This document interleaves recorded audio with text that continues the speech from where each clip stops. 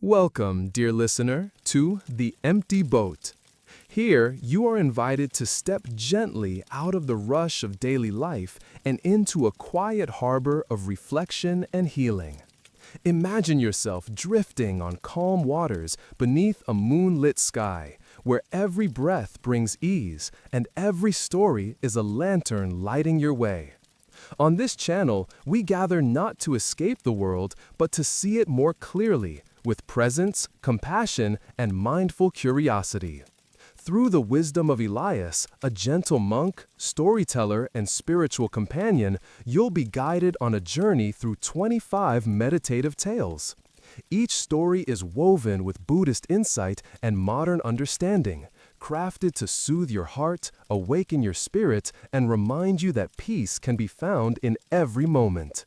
So settle in, let the noise of the day fall away, and allow yourself to be carried by the gentle current of these stories. The journey begins now, and you are most welcome here, aboard the Empty Boat. Story 1, The Sand Between His Fingers. In the quiet embrace of dawn, when the sky was still pale and the world seemed to hold its breath, Elias walked slowly along the edge of the monastery's garden. The grass was cool beneath his bare feet, wet with dew that shimmered in the gentle light. Beyond the stone wall, a river murmured softly, winding its way through the fields and disappearing into the distant mist. Birds called from the branches overhead, their songs weaving a delicate tapestry of sound that seemed to float on the air. Elias paused at the gate, feeling the wooden latch beneath his hand. He breathed deeply, letting the fresh scent of earth and new leaves fill his lungs. It was a morning like any other, yet each time he greeted the day, it felt as if the world were being born anew. There was peace in these moments, peace that came not from the absence of trouble, but from the presence of awareness. As he stepped outside the garden, Elias noticed a young man sitting alone by the riverbank. The boy's name was Peter, a novice who had come to the monastery seeking refuge from the storms of his own mind. Peter's shoulders were hunched, his gaze fixed on the ground before him. In his hands, he held a small pile of sand, scooped from the river's edge. With each breath, he let the grains slip through his fingers, watching them fall back to the earth. Elias approached quietly, settling beside Peter without a word. For a while, they sat together in silence, listening to the water's endless song. At last, Peter spoke, his voice barely more than a whisper.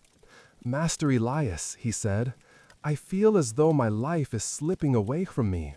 No matter how tightly I try to hold on to my plans, my hopes, even my fears, everything seems to escape my grasp. I am afraid of losing what little I have left." Elias looked at the sand in Peter's hands, then at the boy's troubled face. He smiled gently, his eyes warm with understanding. "Let me tell you a story, Peter," Elias began, his voice soft and steady. "Long ago, there was a traveler who journeyed across many lands in search of happiness. Along the way, he collected treasures, gold coins, rare stones, beautiful shells, and carried them all in a great leather pouch. But the more he gathered, the heavier his burden became. He grew tired, anxious, always afraid of losing what he had worked so hard to collect. One day, crossing a desert, he stumbled and fell. The pouch burst open, and all his treasures spilled onto the sand. At first, he wept for his loss. But as he sat there, empty-handed, he noticed the wind, the vastness of the sky, the softness of the sand beneath him. For the first time, he felt free. He realized that happiness was not something to be grasped or possessed, but something to be experienced in each moment with an open heart. Peter listened, his brow furrowed in thought. He tightened his grip on the sand, then loosened it, watching the grains fall. Elias reached down and took a handful of sand himself, holding it out between his palms. "Notice what happens when you squeeze the sand tightly," Elias said. "Most of it slips away, forced out by your grasp. But if you hold your hand open, The sand rests gently in your palm. It may still drift away with the breeze, but there is no struggle, no pain. He let the sand trickle slowly from his hand, each grain catching the morning light. The Buddha taught that suffering arises from clinging, from our desire to control, to possess, to make life conform to our wishes. This is the first noble truth. There is suffering. And the second, suffering has a cause, our attachment, our craving. We want things to stay the same, to remain within our grasp. But life is always changing, always moving. When we resist this truth, we create tension and sorrow within ourselves. Peter nodded, tears welling in his eyes. But how do I let go, Master? How do I stop trying to control everything? Elias placed a comforting hand on Peter's shoulder. Letting go does not mean giving up or abandoning responsibility. It means loosening your grip, allowing life to flow as it will. You can care deeply, act wisely, and still accept that some things are beyond your control. The third noble truth teaches us that freedom from suffering is possible. And the fourth shows us the path, the noble eightfold path. Right view, right intention, right mindfulness, all guide us toward a life of acceptance and peace. He invited Peter to close his eyes and breathe deeply. Together, they sat in meditation, focusing on the sensation of the sand, the warmth of the sun, the sound of the river. Each time a thought or worry arose, Elias encouraged Peter to notice it, then let it drift away like a grain of sand on the wind. In modern life, Elias continued after a time, we are taught to strive, to accumulate, to control every outcome. We measure our worth by what we hold, what we achieve, what we can keep. But this leads only to anxiety and exhaustion. True peace comes from accepting impermanence, from trusting that we can meet whatever arises with an open heart. Peter opened his eyes, his face softer now, his breath slower. He looked at the sand in his hand, then let it fall, watching the grains disappear into the earth. I think I understand, Master, he said quietly. It's not about holding on, but about being present, about welcoming each moment as it comes. Elias smiled, his eyes shining with kindness. Yes, Peter, life is like the sand, beautiful, fleeting, impossible to possess. When we learn to hold it lightly, we discover a freedom greater than anything we could ever own. The sun rose higher, casting golden light across the river and the fields beyond. Birds sang, the world awakened, and for a moment, everything felt perfectly whole. For those listening tonight, perhaps you too have felt the urge to hold tightly to what you love, to control the shifting sands of your life. Notice how your body responds, the tension in your hands, the ache in your heart, the fear of letting go. These are natural, human feelings. You are not alone. What if, instead of grasping, you allowed yourself to open your hand? What if you trusted that life, in all its uncertainty, would carry you where you need to go? The Buddha reminds us, just as a snake sheds its skin, we must shed our past over and over again.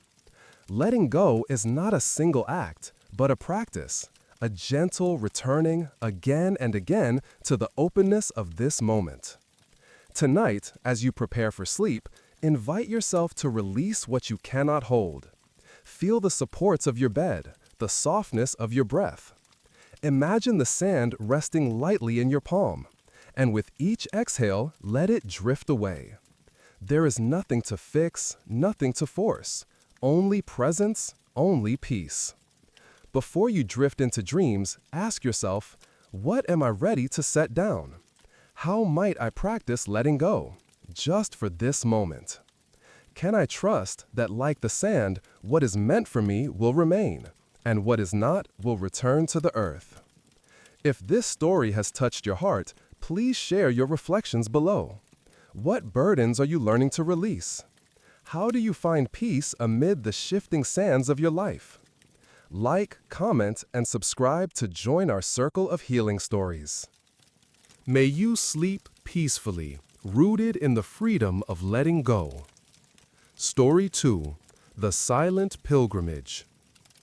In the hush of early morning, when a silver mist curled along the monastery's winding paths and dew clung to every blade of grass, Elias prepared for his annual pilgrimage. Each year, as spring unfolded and the world awakened from winter sleep, he would leave behind the comfort of stone walls and soft mats, setting out on foot into the rolling hills that stretched beyond the village.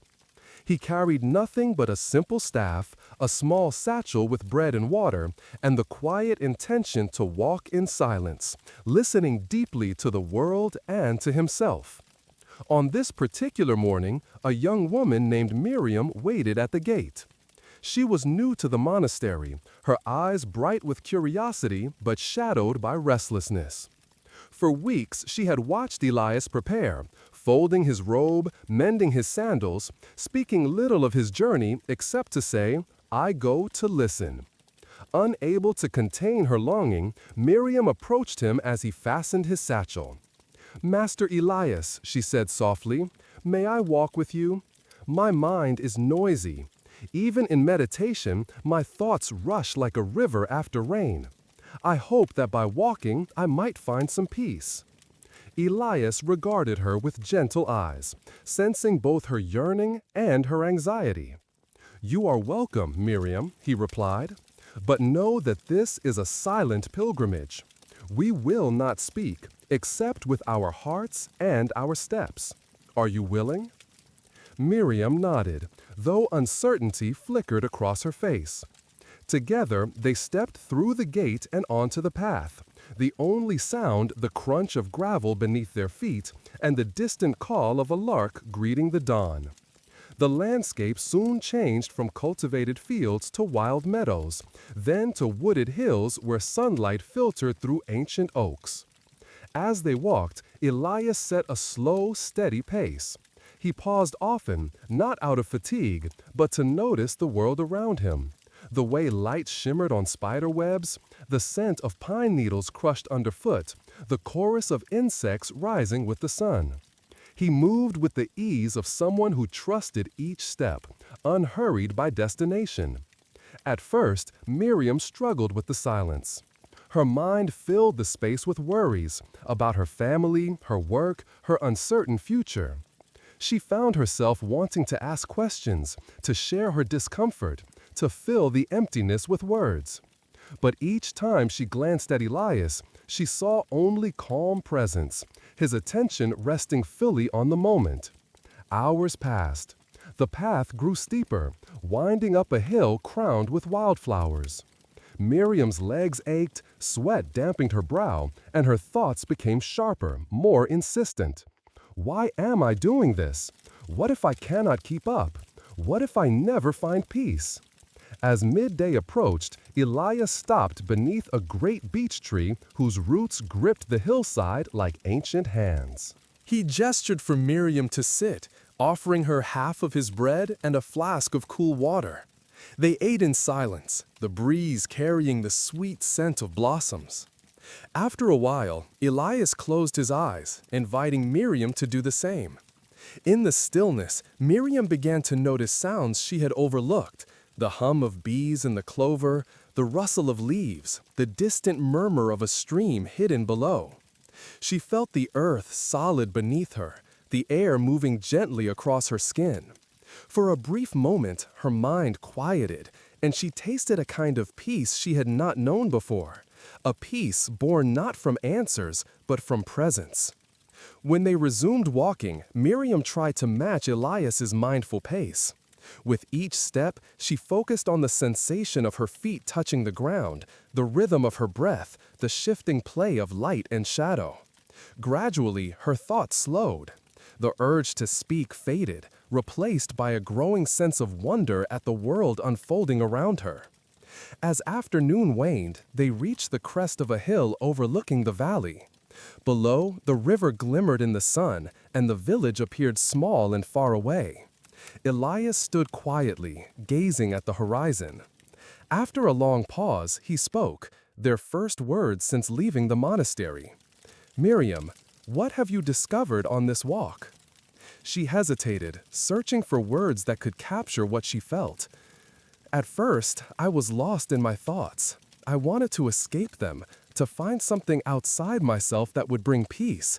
But now, I see that peace isn't found by running away or filling the silence. It comes when I am present, when I let go of needing to fix or control anything." Elias smiled, the lines at the corners of his eyes deepening. The Buddha taught, "Peace comes from within. Do not seek it without." The Noble Eightfold Path begins with right view, with seeing clearly, without distortion. When we walk in silence, we learn to see ourselves and the world as they truly are, without the veil of constant thinking. He knelt and picked up a smooth stone, holding it in his palm. Imagine your mind is like this stone dropped into a pond. If the water is turbulent, the stone disappears in the ripples, but if the water is still, you can see all the way to the bottom. Silence is the stillness that allows us to see. Miriam listened, her heart swelling with gratitude. She realized that her suffering had come not from the noise of the world, but from her resistance to silence, from her fear of being alone with herself. As the sun dipped lower, painting the sky with gold and rose, Elias and Miriam began their return journey. The path seemed gentler now, the shadows softer. Miriam no longer rushed ahead or lagged behind. She simply walked, one step at a time, content to be exactly where she was. When they reached the monastery gates, Elias turned to her. "Remember, Miriam, you can make a pilgrimage wherever you are. Each step, each breath is an opportunity to return to yourself. In silence, you may hear the deepest truths." That night, as darkness settled over the monastery and the world grew quiet, Miriam lay in her bed, recalling the day's journey. She breathed slowly, letting the memory of the wind, the trees, and the silent companionship of Elias fill her with calm. For the first time in many nights, she welcomed the silence, trusting that within it she would find her way. For those listening tonight, perhaps you too have felt restless, searching for peace in a world that rarely pauses. Notice how your body feels, the tension in your shoulders, the urge to distract yourself, the longing for answers. These are natural, human experiences. You are not alone. What if, instead of seeking peace outside yourself, you allowed silence to be your companion? What if you trusted that, in stillness, you might discover a wisdom deeper than words? The Buddha reminds us, better than 1,000 hollow words is one word that brings peace. Tonight, as you prepare for sleep, invite yourself to walk a silent pilgrimage within. Feel the support of your bed, the rhythm of your breath, the gentle hush of night. With each inhale, welcome presence. With each exhale, release striving. Before you drift into dreams, ask yourself, can I allow silence to teach me? What might I discover if I walk slowly, mindfully through the landscape of my own heart? If this story has touched you, please share your reflections below. How do you find peace amid the noise of life? Like, comment, and subscribe to join our circle of healing stories. May you sleep peacefully, guided by the quiet wisdom that lives within. Story 3: The Unwritten Letter. In the soft, golden hush of late afternoon, when sunlight filtered through the tall cypress trees and painted dappled patterns on the monastery's stone courtyard, Elias sat quietly at a wooden table beneath the open sky. The gentle hum of bees in the lavender bushes and the distant laughter of children playing by the river created a tapestry of sound that seemed to cradle the world in peace. Yet, as Elias dipped his brush into ink, he noticed a young man standing at the edge of the courtyard, shifting nervously from foot to foot. His name was Samuel, a villager who had often come to the monastery seeking advice, though today his eyes were shadowed with something deeper than uncertainty. He clutched a folded piece of parchment in his hand, its edges worn from being opened and closed too many times.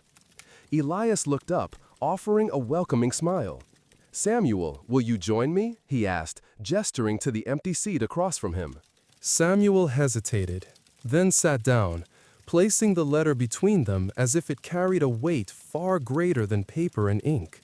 For a moment, neither spoke. The silence stretched, filled only by the wind rustling through the cypress leaves. At last, Samuel broke the quiet. "Master Elias, I wrote this letter to my brother months ago. We argued before he left for another village. Angry words were spoken, words I regret. Every day since, I have wanted to send this letter, to ask for forgiveness, but I cannot bring myself to do it. What if he does not forgive me? What if my words make things worse?" Elias listened with gentle attention, nodding slowly. He picked up the letter, feeling its texture, then set it back down. "Sometimes," he said softly, "the heaviest burdens we carry are not those placed upon us by others, but those we create ourselves. Regret, guilt, the longing for reconciliation." He reached for a blank sheet of parchment and placed it before Samuel. "Let us write together, not to send, but to see what your heart wishes to say. Write without expectation, without fear of judgment. Let your feelings flow like water down the mountain." Samuel hesitated, then took up the brush. His hand trembled at first, but as he began to write, the words came more easily. Regret poured onto the page, memories of childhood laughter, shared secrets, the pain of harsh words spoken in anger. As he wrote, tears slipped silently down his cheeks, each one washing away a little of the bitterness that had hardened inside him. When he finished, Samuel stared at the letter, breathing heavily. "I don't know if I can ever give this to him," he whispered. Elias placed a comforting hand on Samuel's arm. Sometimes the act of writing is enough. The Buddha taught, holding on to anger is like grasping a hot coal with the intent of throwing it at someone else. You are the one who gets burned. By bringing your feelings into the light, you begin to let go of their power over you. He stood and led Samuel to the edge of the courtyard, where a small fire crackled in a stone brazier. "If you wish, you may offer your letter to the flames, not as an act of forgetting, but as a gesture of release. Let the fire transform your pain into understanding, your regret into compassion." Samuel nodded, his lips pressed tightly together. With trembling hands, he held the letter over the fire. For a moment he hesitated, watching the ink shimmer in the fading sunlight. Then, with a deep breath, he released it. The parchment curled and blackened, the words dissolving into smoke that rose and disappeared into the evening sky. They stood together in silence, watching until the last ember faded. Samuel felt lighter, as if a knot within him had finally loosened. Elias guided him back to the table, pouring 2 cups of warm tea. "Forgiveness," he said gently, "is not always about receiving a response from another. It is about making peace within yourself. When you release your attachment to outcome, you create space for healing, both for yourself and for your brother, wherever he may be." Samuel sipped his tea, the warmth spreading through his chest. "But what if I never see him again? What if I never have the chance to say these words to his face?" Elias smiled kindly. "The heart knows no distance. The Buddha reminds us, hatred does not cease by hatred, but only by love. This is the eternal rule. When you cultivate goodwill in your own heart, it ripples outward, touching even those who are far away. Your brother may feel your change, even if no words are spoken." As dusk settled over the monastery, the courtyard glowed with lantern light. The children's laughter faded, replaced by the soft chorus of crickets. Samuel sat quietly, his shoulders no longer hunched, his gaze softer. In our modern lives, Elias reflected, we often believe that healing must come from others, from apologies received, wrongs made right, relationships restored. But true healing begins within. When we acknowledge our pain, express our sorrow, and release our need for control, we free ourselves from suffering. Sometimes the unwritten or unsent letter is the most powerful of all, a private act of honesty and surrender. He invited Samuel to close his eyes and breathe deeply, letting the memory of the burning letter settle into his heart. Together, they sat in meditation, focusing on the sensation of breath, the gentle rhythm of forgiveness rising and falling within. For those listening tonight, perhaps you too carry words unspoken, regrets unhealed, or wounds that ache for closure. Notice how your body responds. The tightness in your chest, the heaviness in your limbs, the longing for resolution. These are natural human experiences. You are not alone. What if, instead of waiting for the perfect moment or the perfect response, you allowed yourself to speak your truth in whatever way feels safe? What if you trusted that healing is possible, even without certainty or reciprocation?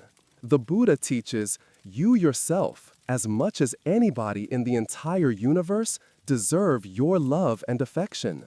Tonight, as you prepare for sleep, invite yourself to write an unwritten letter in your heart.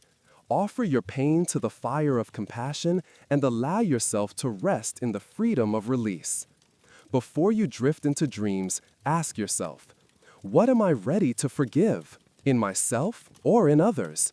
How might I practice letting go, just for this moment? Can I trust that in releasing my grip on the past, I make space for peace to enter? Story 4. The Nightingale's Pause. In the blue hush of night, when the world seemed to exhale and the air shimmered with the promise of sleep, Elias wandered through the monastery gardens. The moon hung low above the tiled rooftops, bathing the ancient stones in a soft silver glow. A gentle breeze stirred the jasmine blossoms, carrying their fragrance along winding paths lined with moss and dew. Elias paused by the old stone bench beneath a spreading chestnut tree. He sat, folding his robe neatly, and closed his eyes. The silence was deep, but not empty. It pulsed with the quiet life of crickets, the distant rush of the river, and the slow heartbeat of the earth itself. It was in these hours, between wakefulness and dreams, that Elias found the mind most restless, thoughts circling like moths around a lantern flame. On this particular night, he was not alone. From the shadows emerged Anna, a young woman who had come to the monastery seeking refuge from her own sleeplessness.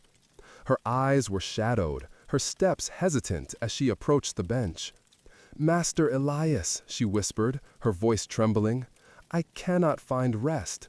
My mind is filled with worries about my family, my future, all the things I cannot change. Even here, surrounded by peace, I feel only the noise inside me." Elias opened his eyes and gestured for Anna to sit beside him.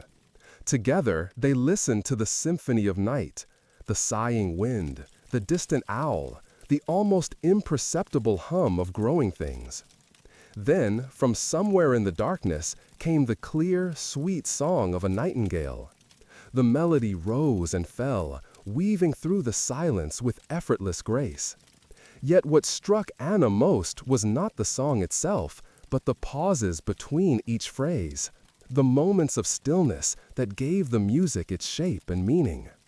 Elias smiled, sensing her attention. "Do you hear how the nightingale sings, Anna? Its beauty lies not only in the notes, but in the spaces between them.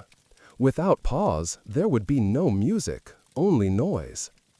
Anna listened more closely, noticing how each note was followed by a breath, a moment of waiting.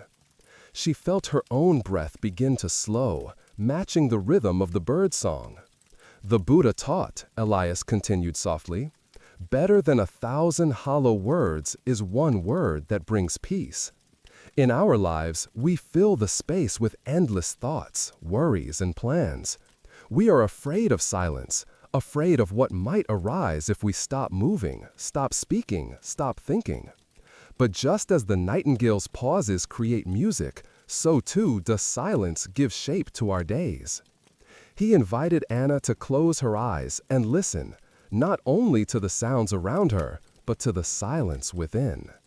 At first, her mind resisted, thoughts tumbling over one another in a desperate attempt to be heard. But as she focused on the nightingale's song, letting each pause wash over her, she felt a subtle shift. The tension in her shoulders eased. Her breath grew deeper, slower. For a few precious moments, the noise inside her faded, replaced by a sense of spaciousness and calm. Elias guided her gently. When you notice your mind racing, do not fight it. Instead, become curious about the pauses, the spaces between thoughts, the quiet after an exhale, the softness at the edge of sound. These are gateways to presence, to peace. He shared a story from the Buddha's life. Once, the Blessed One sat beneath the tree in meditation. His disciples asked, "How do you find such serenity, Master?"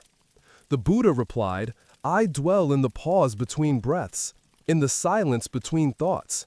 There, I meet the true nature of mind, clear, boundless, free."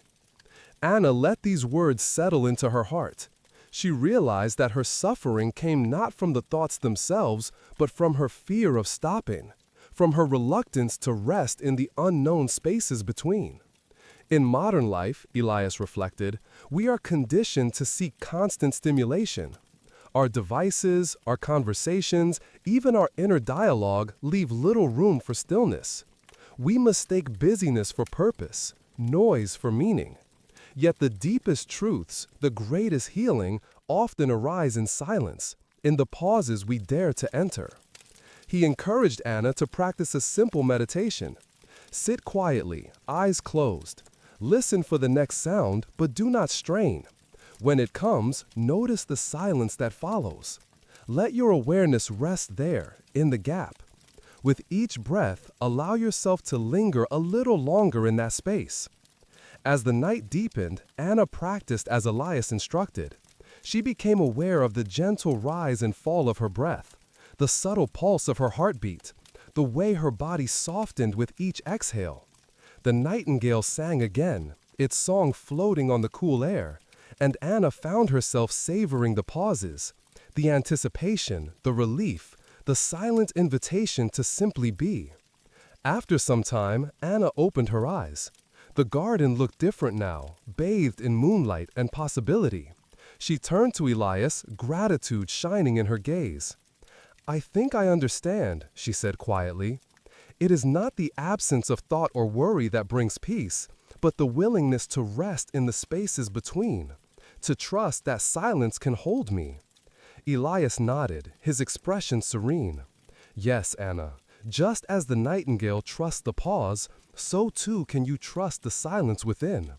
Each moment of stillness is a doorway to freedom, a place where you can lay down your burdens and remember who you truly are." They sat together in companionable silence, the world around them hushed and luminous.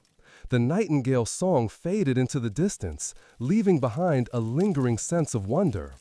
For those listening tonight, perhaps you too have struggled with the noise of your own mind, the relentless chatter, the persistent worries, the longing for rest.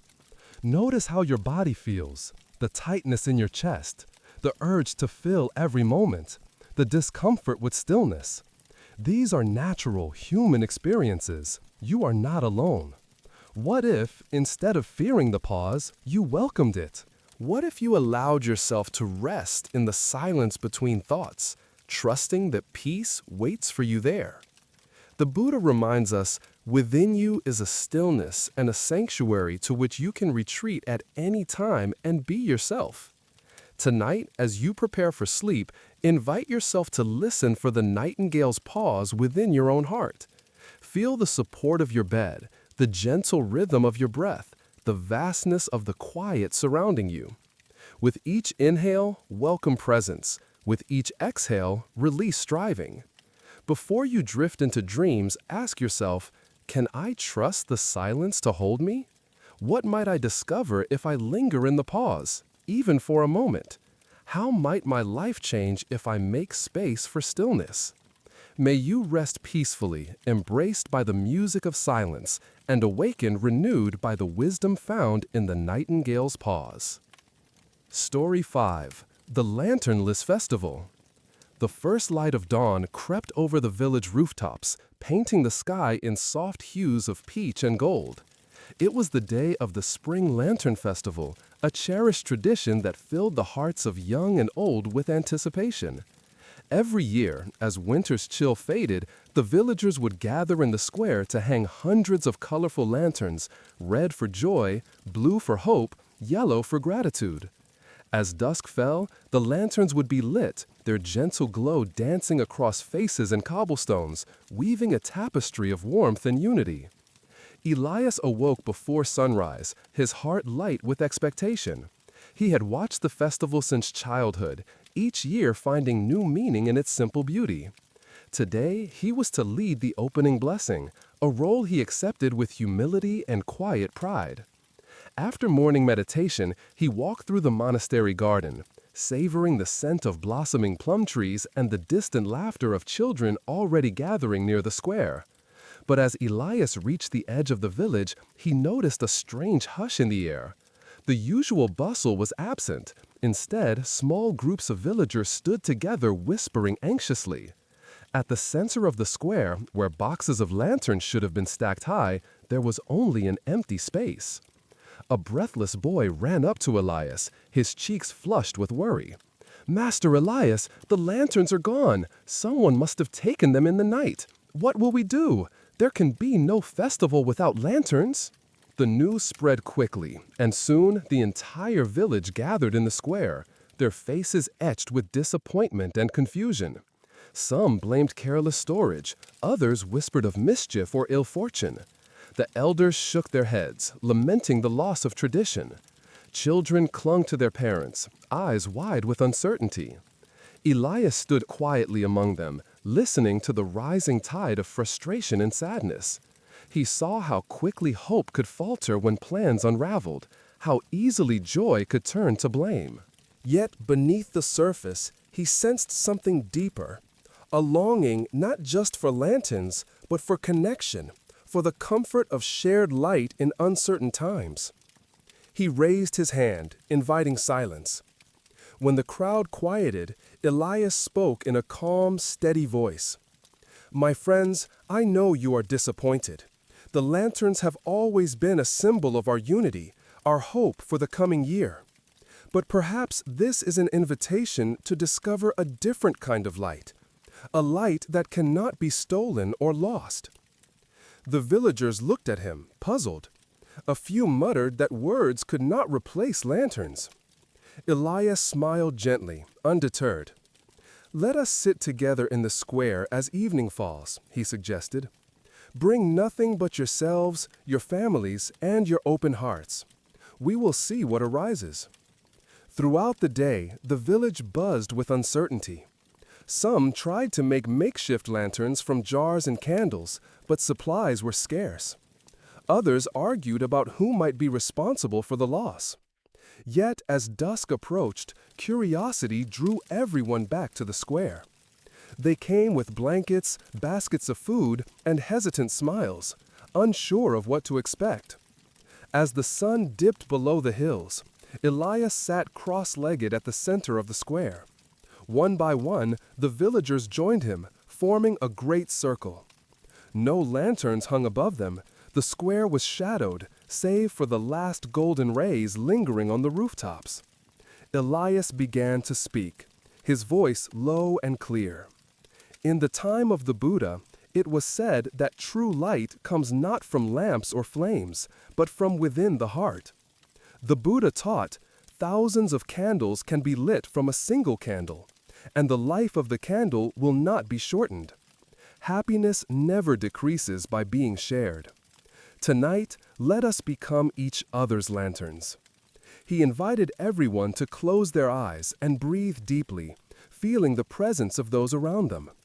For a few moments, the square was silent, save for the soft sound of breathing and the gentle rustle of spring wind.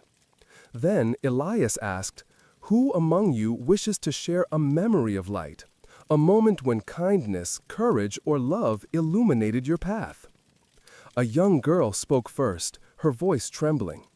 She remembered how her mother stayed awake all night to care for her when she was ill, holding her hand until morning. An old man recalled the generosity of neighbors who rebuilt his barn after a storm. A mother shared how her son's laughter had lifted her spirits during a difficult year. One by one, voices rose in the darkness, weaving stories of compassion, resilience, and gratitude. With each tale, the atmosphere shifted. Faces softened, tears glistened, hands reached out to hold one another. Where there had been emptiness, warmth grew. Where there had been disappointment, hope returned. Elias listened, his heart swelling with quiet joy.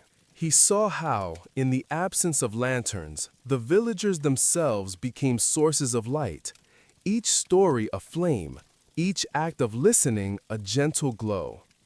As the moon rose, casting silver shadows across the square, Elias spoke once more. Tonight, we have discovered a deeper truth. While traditions are precious, it is the spirit behind them that truly matters. Our light does not depend on objects or rituals, but on our willingness to show up for one another, to share our joys and sorrows, to listen and to be seen. He encouraged everyone to take a moment of silent reflection, noticing the warmth in their chests, the sense of belonging that had grown in the darkness. "This is the light that cannot be stolen," he said softly. "It lives within each of us, waiting to be kindled by presence and connection." As the festival drew to a close, the villagers lingered, reluctant to leave the circle they had created. Some sang old songs, their voices rising like lanterns into the night. Others embraced, promising to carry the spirits of the evening into the days ahead. When the square finally emptied, Elias remained seated beneath the stars, his heart full. He understood now that even when outer lights fail, the inner lamp of awareness and compassion can illuminate the darkest night. For those listening tonight, perhaps you too have known disappointment, the loss of cherished plans, the unraveling of tradition, the ache of unmet expectations. Notice how your body feels, the heaviness in your chest, the urge to assign blame, the longing for comfort. These are natural, human responses. You are not alone. What if, instead of seeking light outside yourself, you turned inward? What if you trusted that even in darkness, your own heart could shine? The Buddha reminds us, if you light a lamp for someone else, it will also brighten your path. Tonight, as you prepare for sleep, invite yourself to remember a moment of kindness, a memory of shared warmth. Let it fill you, glowing gently in the quiet of your room. Before you drift into dreams, ask yourself, how might I become a lantern for others, even when circumstances are uncertain? Can I trust that my presence, my listening, my love is enough to bring light to the world? May you rest peacefully, held in the glow of your own inner lantern, and awaken ready to share your light anew. Story 6. The Empty Cloister. In the gentle blue of early morning, when the world was just beginning to stir and the air was cool with promise, Elias walked through the quiet halls of the monastery. His footsteps echoed softly against the ancient stone, mingling with the distant call of a wood dove perched in the cypress trees beyond the wall. It was in these silent hours that the monastery felt most sacred. Every corridor bathed in pale light, every shadow deep with memory. Elias paused at the entrance to the cloister, a square courtyard ringed by arched walkways and columns draped in ivy. In the center stood a small fountain, its water trickling over worn marble, offering a gentle song to those who listened. The cloister was usually a place of laughter and shared labor, where novices gathered to sweep leaves, tend the garden beds, or read aloud from ancient texts. But this morning, it was empty. The absence of voices seemed to magnify the hush, as if the stones themselves were holding their breath. As Elias entered, he noticed a figure sitting alone on the edge of the fountain. It was Thomas, the youngest novice, his knees drawn up to his chest, his gaze fixed on the rippling water. His shoulders were hunched, his expression clouded with loneliness. Elias approached quietly, lowering himself onto the cool marble beside Thomas. For a time, they sat together in silence, listening to the music of the fountain and the soft rustle of wind in the ivy. At last, Thomas spoke, his voice barely above a whisper. "Master Elias, why does the emptiness feel so heavy? When I first came here, I thought the monastery would be filled with peace and companionship. But lately, I feel alone, even when others are near. Sometimes, I wonder if I belong anywhere at all." Elias nodded, his eyes gentle. He picked up a fallen leaf and turned it over in his hand. "Loneliness is a visitor we all meet, Thomas. Even among many people, one can feel alone. And sometimes, in solitude, one can feel deeply connected. The Buddha taught that suffering arises not only from pain, but from our resistance to what is present, from our longing for things to be different than they are." He let the leaf fall into the fountain, watching it spin in the current. "This cloister is empty now, but soon it will be filled again, with laughter, with work, with the ordinary joys of community. Emptiness is not an enemy.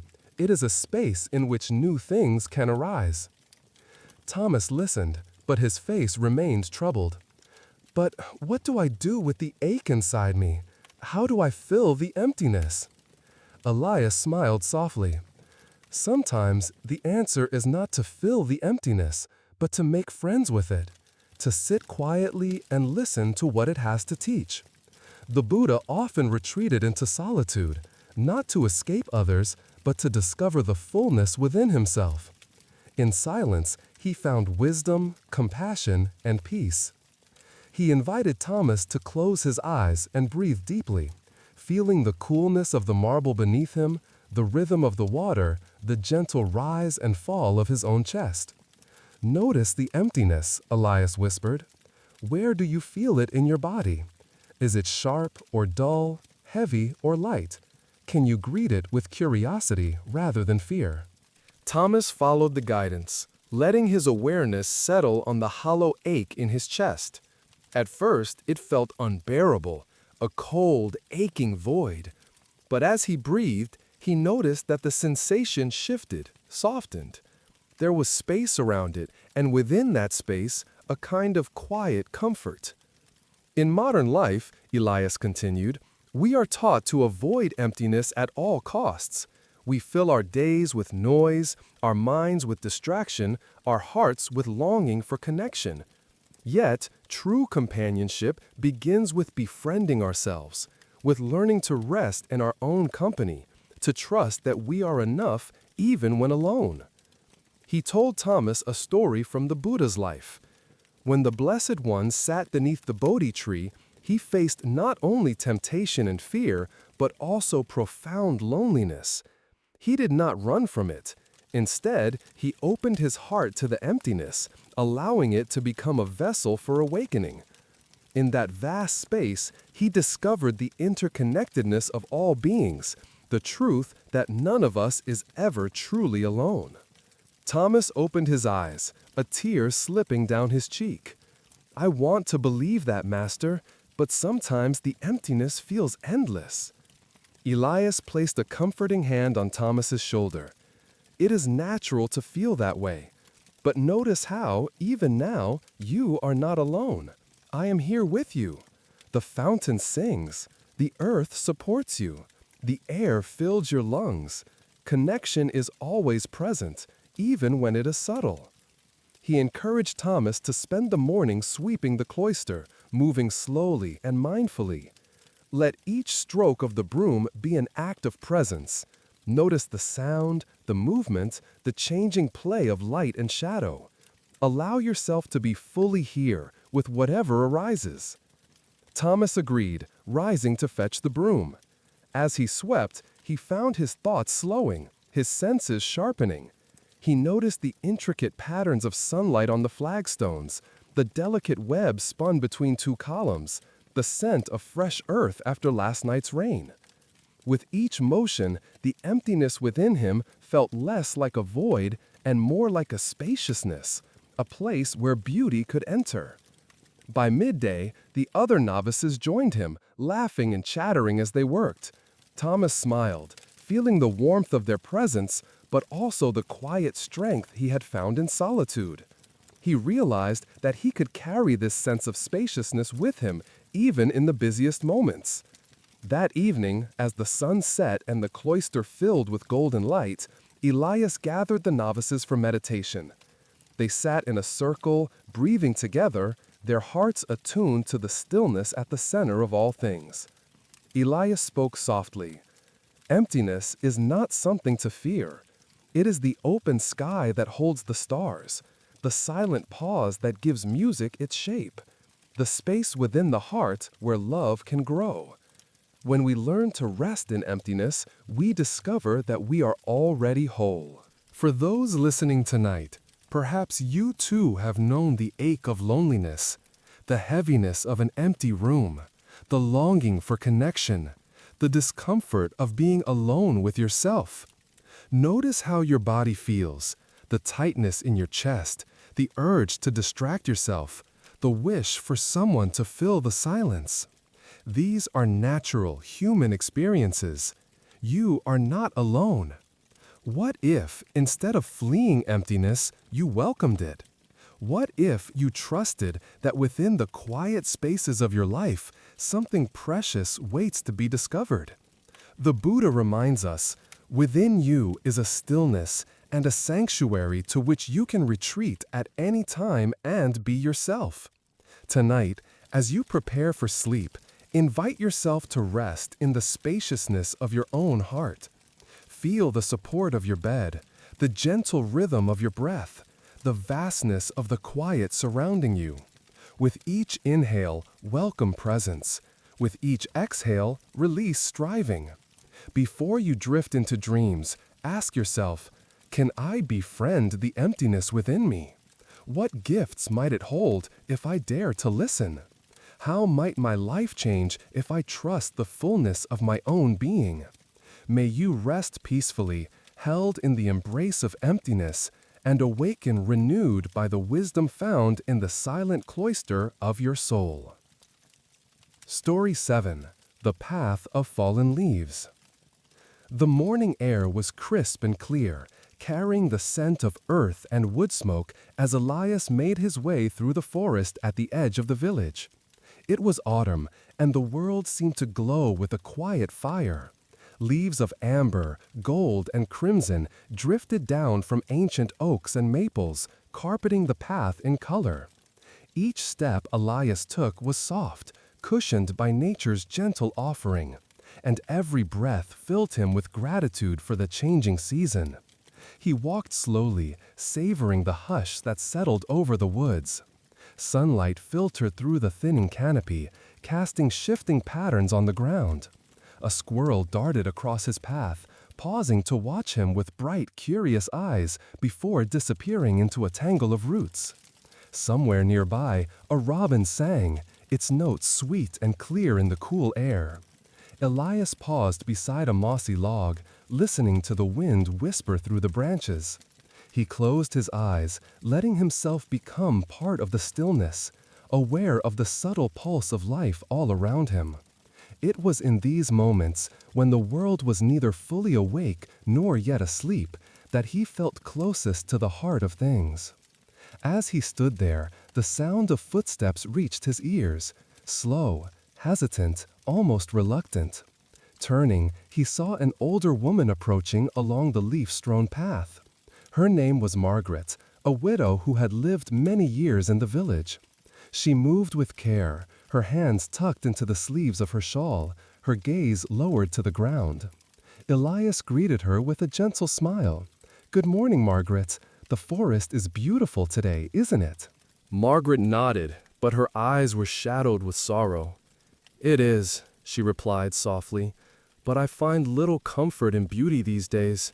Since my husband passed, every path feels empty. Even surrounded by such colors, I feel only the ache of what I've lost." Elias listened, sensing the heaviness in her words. He gestured for her to walk with him, and together they continued along the winding trail. For a while, they said nothing, letting the rhythm of their steps and the rustle of leaves fill the silence. After some time, Elias stooped to pick up a maple leaf, its edges tinged with red. He held it out to Margaret. "Do you see how each leaf falls when its time has come? It does not cling to the branch, nor does the tree try to hold it back. There is sadness in the letting go, but also a quiet wisdom, a trust that new life will come in its own season." Margaret studied the leaf, turning it over in her hand.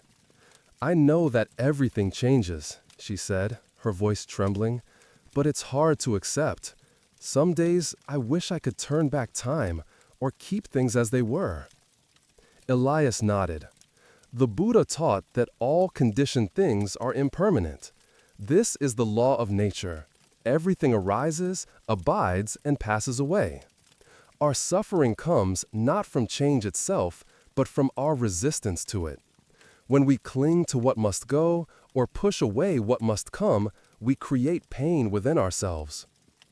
They came to a clearing where the sun shone brightly, illuminating a small pond ringed with reeds.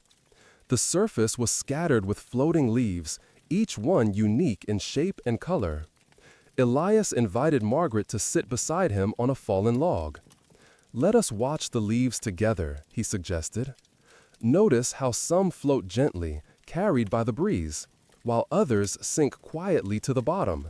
None resists its journey. Each follows its own path." Margaret watched in silence, her breath slowing as she observed the dance of leaves upon the water.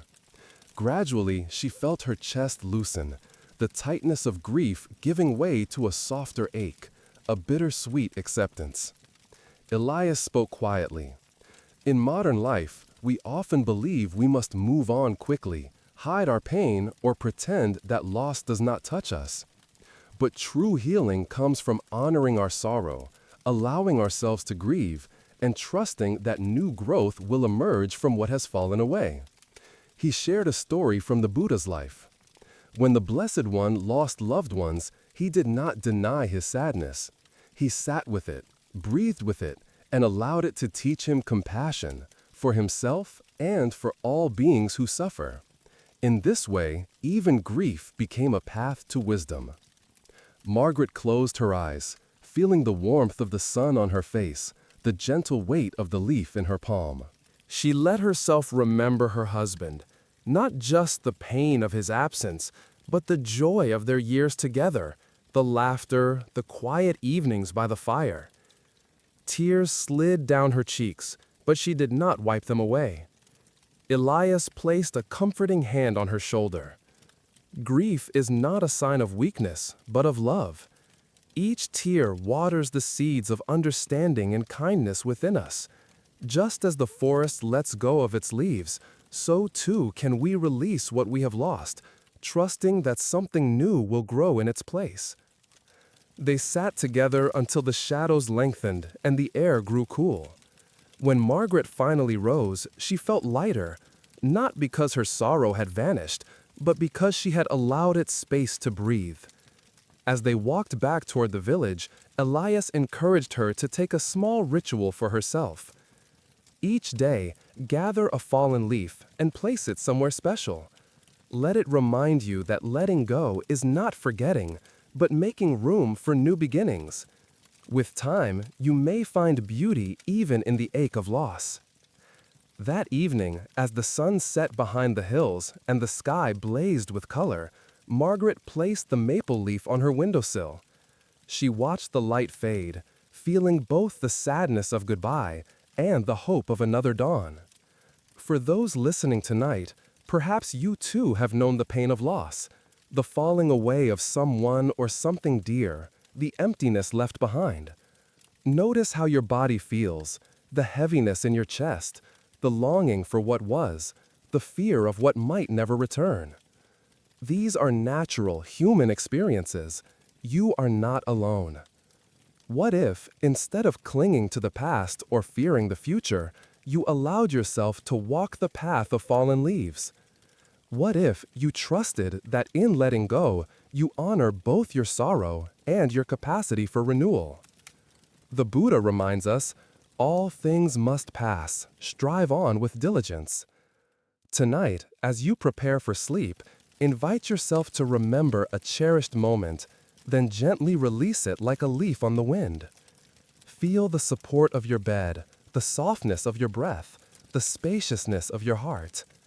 Before you drift into dreams, ask yourself, can I allow myself to grieve and also to hope? What new life might be waiting beneath the surface of my sorrow? How might I walk more gently, trusting the wisdom of the seasons?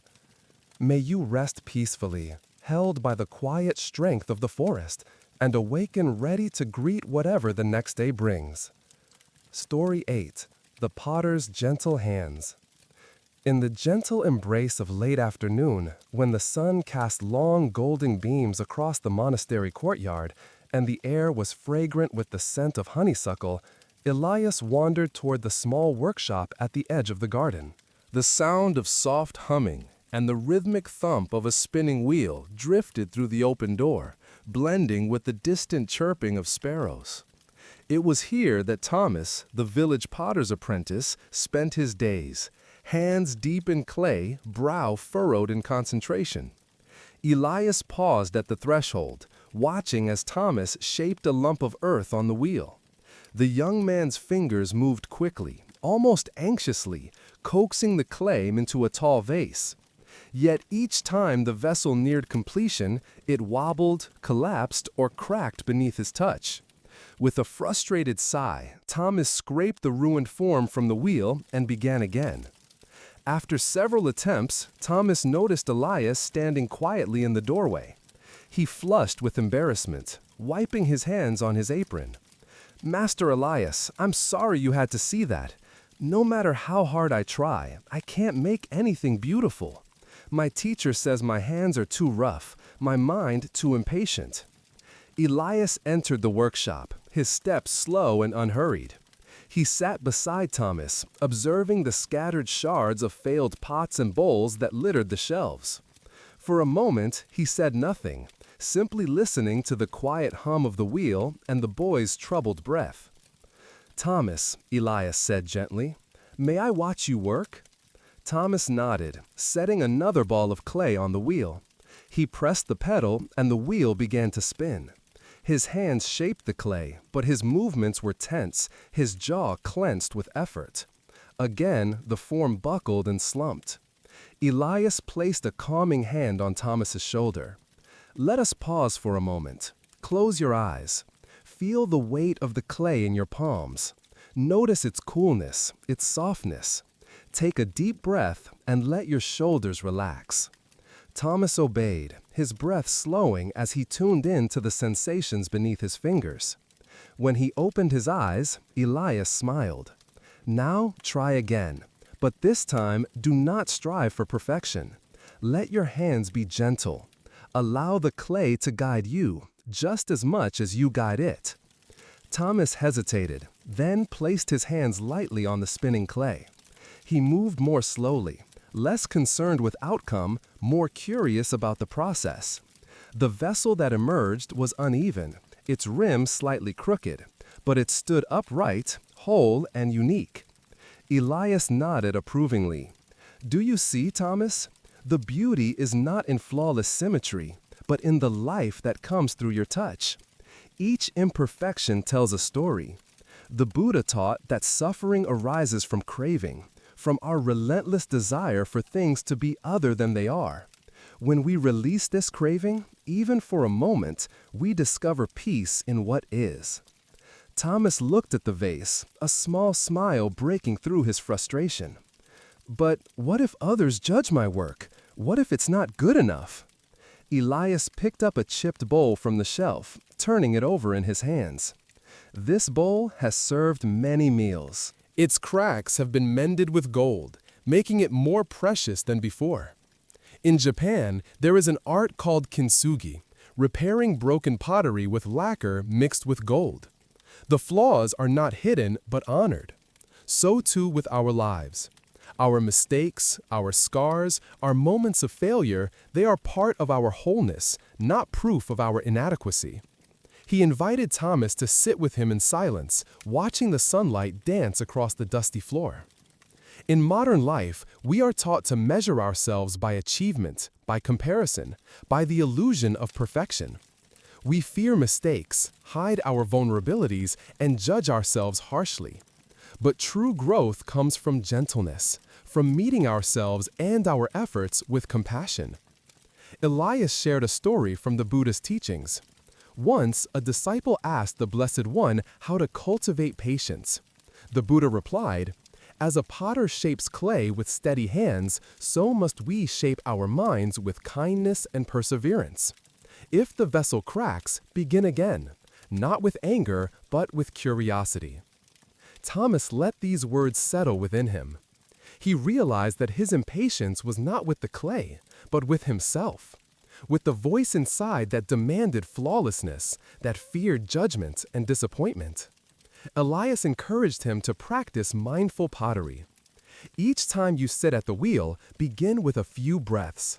Set an intention, not to create something perfect, but to be present with the clay, to notice its texture, its resistance, its willingness to change.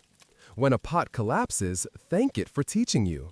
When a bowl emerges whole, honor its journey. They spent the afternoon together, shaping, molding, and sometimes failing. Laughter replaced frustration as Thomas learned to accept the unpredictable nature of his craft. By sunset, the shelves held a collection of pots, some lopsided, some smooth, all bearing the imprint of gentle hands. As evening fell, Elias rose to leave. He turned to Thomas, his eyes warm with pride. "Remember, Thomas, the world does not need more perfect vessels. It needs more gentle hands. Hands willing to try, to fail, to begin again. In your work, as in your life, let kindness be your guide."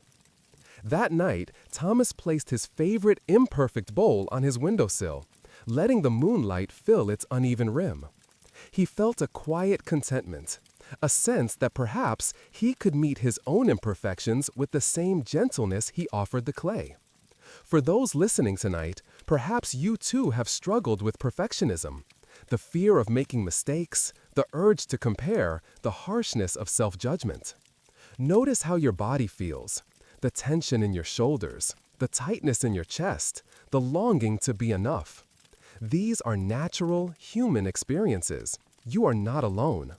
What if, instead of striving for flawlessness, you allowed yourself to be shaped by gentleness? What if you trusted that your unique marks, your cracks and curves are part of your beauty? The Buddha reminds us, with gentleness, overcome anger. With generosity, overcome meanness. With truth, overcome deceit. Tonight, as you prepare for sleep, invite yourself to rest in the knowledge that you are already whole, just as you are. Feel the support of your bed, the warmth of your breath, the spaciousness of your heart. Before you drift into dreams, ask yourself, can I meet myself with gentle hands? How might my life change if I honor my imperfections as part of my story? What new beauty might emerge if I allow myself to begin again and again and again? May you rest peacefully, shaped by kindness, and awaken ready to greet the day with gentle hands and an open heart. Story 9. The Scent of Rain on Stone. The sky was heavy with promise as Elias made his way through the winding lanes of the village. Clouds, thick and gray, gathered above the rooftops, their bellies swollen with rain that had not touched the earth for many weeks. The fields beyond the village were parched and cracked, their golden grasses bowed in thirst. Dust rose from every step, and the riverbed, once alive with silver water, now lay bare and silent beneath the weight of drought. Elias walked slowly, feeling the longing in the air, a collective ache shared by people, animals, and plants alike. He passed gardens where wilted flowers drooped, children's faces pressed to windows, elders sitting quietly on stoops, all eyes turned skyward in hope. There was a hush, as if even the birds dared not break the spell of waiting. He arrived at the village square just as the first drop fell, a single, cool kiss upon the ancient stones. Then another, and another, until the world was filled with the music of rain. People emerged from their homes, faces lifted in wonder, arms outstretched to welcome the blessing they had so long awaited. Elias stood among them, closing his eyes as the rain soaked through his robe, running down his face and hands. He breathed deeply, savoring the scent that rose from the warm stones, the sharp, earthy fragrance of renewal. Around him, laughter bubbled up, children danced barefoot in puddles, and elders wept openly, their tears mingling with the rain. But amidst the joy, Elias noticed a young man standing apart from the crowd. His name was Simon, a farmer whose fields had suffered most during the drought. Simon's brow was furrowed, his fists clenched at his sides. Though the rain fell freely, he seemed unable to let go of the worry that clung to him like a second skin. Elias approached gently, offering a quiet greeting. "Simon, why do you stand alone? The rain has come. Your fields will drink, your crops will grow." Simon shook his head, his voice tight with frustration. "It is too late for my wheat, Master Elias. The stalks are already dead. This rain cannot bring them back. I have lost everything I worked for."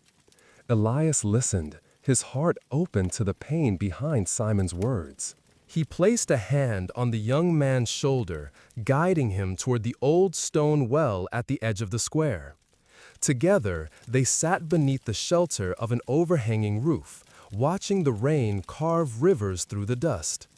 "Simon," Elias said softly, "do you smell the rain on the stone?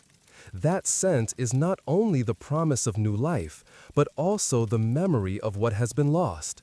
It is both grief and hope woven together." Simon stared at the ground, his jaw set. "I know about loss, Master, but hope feels like a cruel joke when nothing can be undone." Elias nodded, understanding the heaviness that comes when hope and sorrow meet. The Buddha taught that suffering is part of life. No one escapes it. But he also taught that within suffering lies the seed of transformation. When we resist our pain, we close ourselves to the possibility of renewal. When we allow ourselves to feel fully, to grieve, to mourn, to accept, we make space for something new to grow. He reached down and picked up a small stone, still warm from the sun but slick with rain.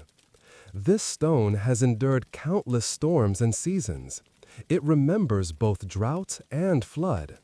Its strength comes not from resisting change, but from allowing itself to be shaped by whatever comes. Simon took the stone, turning it over in his palm. The rain continued to fall, softer now, each drop a gentle drumbeat on the roof above. In modern life, Elias continued, we are taught to measure success by what we produce, what we keep, what we control. We forget that there is wisdom in loss, that letting go is not defeat, but surrender to the greater rhythm of life. When we cling to what is gone, we suffer twice, once for the loss and again for our refusal to accept it. Simon's shoulder slumped, the fight draining from his body. He looked out at the rain-soaked square, the children's laughter, the shimmering puddles reflecting the gray sky. For the first time, he allowed himself to cry, not just for his lost crop, but for all the disappointments and fears he had carried alone. Elias sat beside him in silence, honoring the sacredness of grief. After a while, he spoke again. There is a story from the Buddha's life. A woman named Kisa Gotami came to him, grieving the death of her child. She begged the Buddha to bring her son back. He told her to find a mustard seed from a house untouched with sorrow. She searched everywhere, but every home had known loss.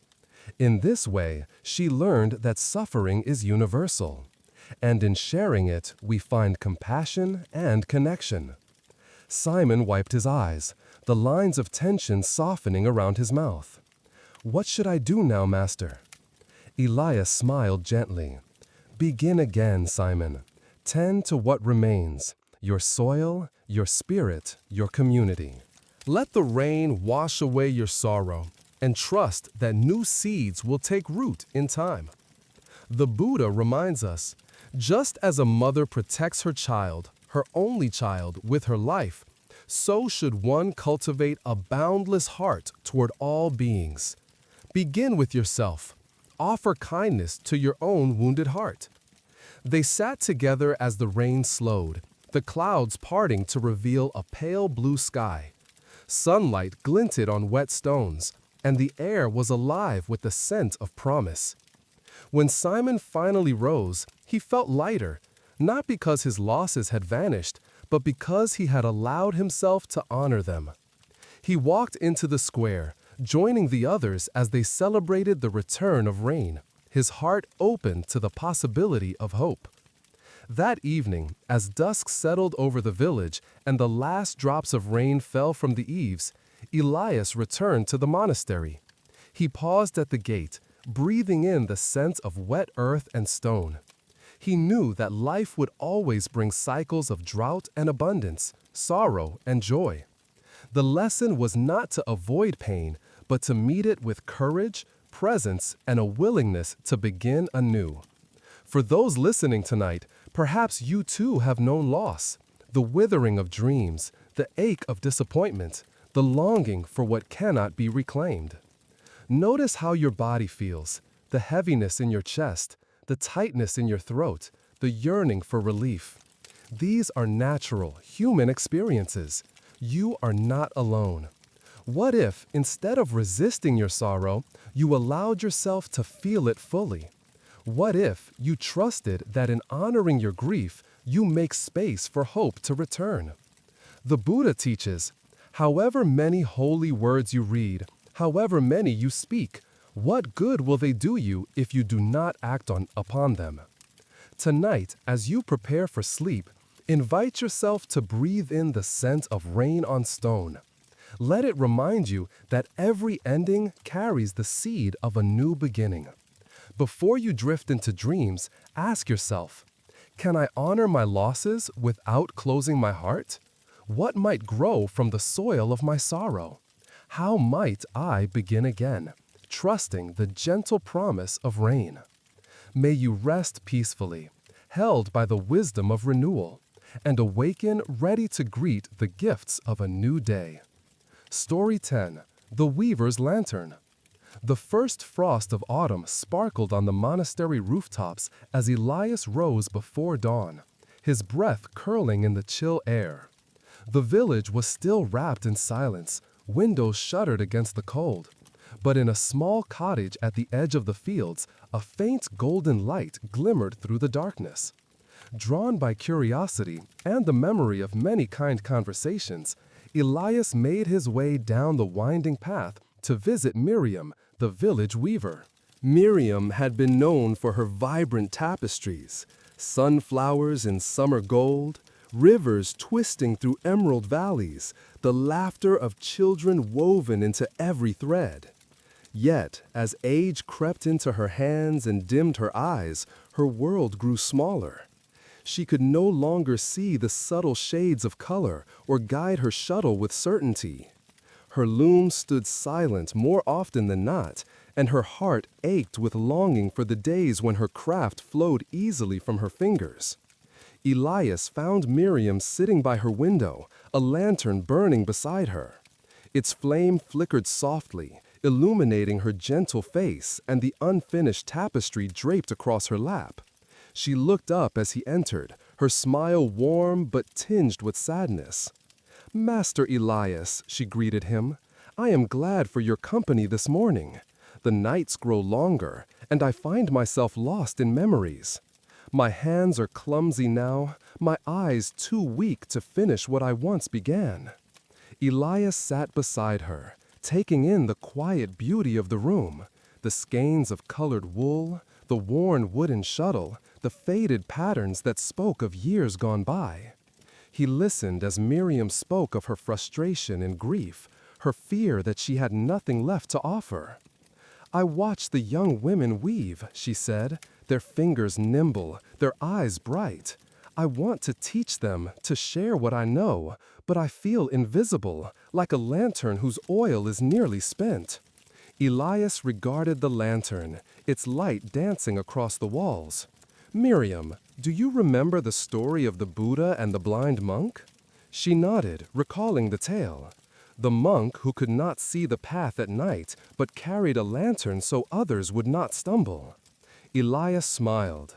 Yes, though the monk could not benefit from the light himself, his presence illuminated the way for others. In the same way, your wisdom shines, even if your hands can no longer weave as they once did. He invited Miriam to close her eyes and listen to the sounds of the morning. The hush of wind in the eaves, the distant crow of a rooster, the steady beat of her own heart. Your worth is not measured by what you produce, but by the light you bring to those around you. The Buddha taught, as a lamp dispels darkness, so does loving-kindness dispel suffering. Miriam let the words settle within her. She remembered teaching her granddaughter to tie the first knot, guiding trembling fingers through the warp and weft. She recalled the laughter of apprentices gathered at her feet, eager for stories and advice. Even now, though her vision faltered, her presence brought comfort, a steady flame in the gathering dusk. Elias encouraged her to invite the young women to her cottage that afternoon. You may not see each thread clearly, but you can share your knowledge, your patience, your love of the craft. Let your lantern shine, not through perfect tapestries, but through the warmth of your guidance. That afternoon, the cottage filled with voices and laughter. Miriam sat at the head of the table, her hands resting lightly on the loom as she described the art of choosing colors, the importance of tension and rhythm, the stories hidden in every pattern. The young women listened intently, their eyes wide with admiration. They asked questions, shared their own dreams, and wove side by side, each learning from the other. At one point, Miriam's granddaughter struggled with a stubborn knot. Miriam reached out, her touch gentle and sure, guiding the girl's hands until the thread slipped free. The room erupted in applause, and Miriam's cheeks flushed with pride.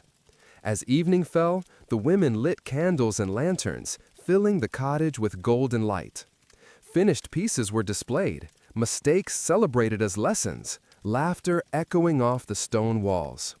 Miriam felt her heart swell, not with regret for what she had lost, but with gratitude for all she could still give. After the others departed, Elias remained.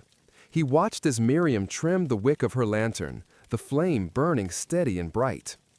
In modern life, Elias reflected, we are taught to value only what is new, quick, or flawless. We forget the beauty of slow wisdom, of guidance given quietly in the background. Your lantern burns, not because you force it, but because you allow your light to be shared. He offered a meditation. Close your eyes. Imagine yourself as a lantern, glowing softly in the dark. With each breath, feel your light expanding, touching those you love, those you teach, even strangers who pass by your window. Know that your presence matters, even when you cannot see its full effect. Miriam followed his guidance, feeling warmth spread through her chest. She realized that her legacy was not in finished tapestries, but in the hearts she had touched, the lives she had helped illuminate. That night, as frost crept along the garden path and stars shimmered above the rooftops, Miriam placed her lantern on the windowsill. Its glow spilled onto the snow, a beacon for anyone wandering in the night. For those listening tonight, Perhaps you too have felt your gifts fading, your purpose slipping away with age or change. Notice how your body feels, the ache of longing, the fear of being forgotten, the wish to matter. These are natural, human experiences. You are not alone. What if, instead of mourning what you can no longer do, you honored the light you still carry? What if you trusted that your presence, your kindness, your wisdom are enough to brighten someone's path? The Buddha reminds us, thousands of candles can be lit from a single candle, and the life of the candle will not be shortened.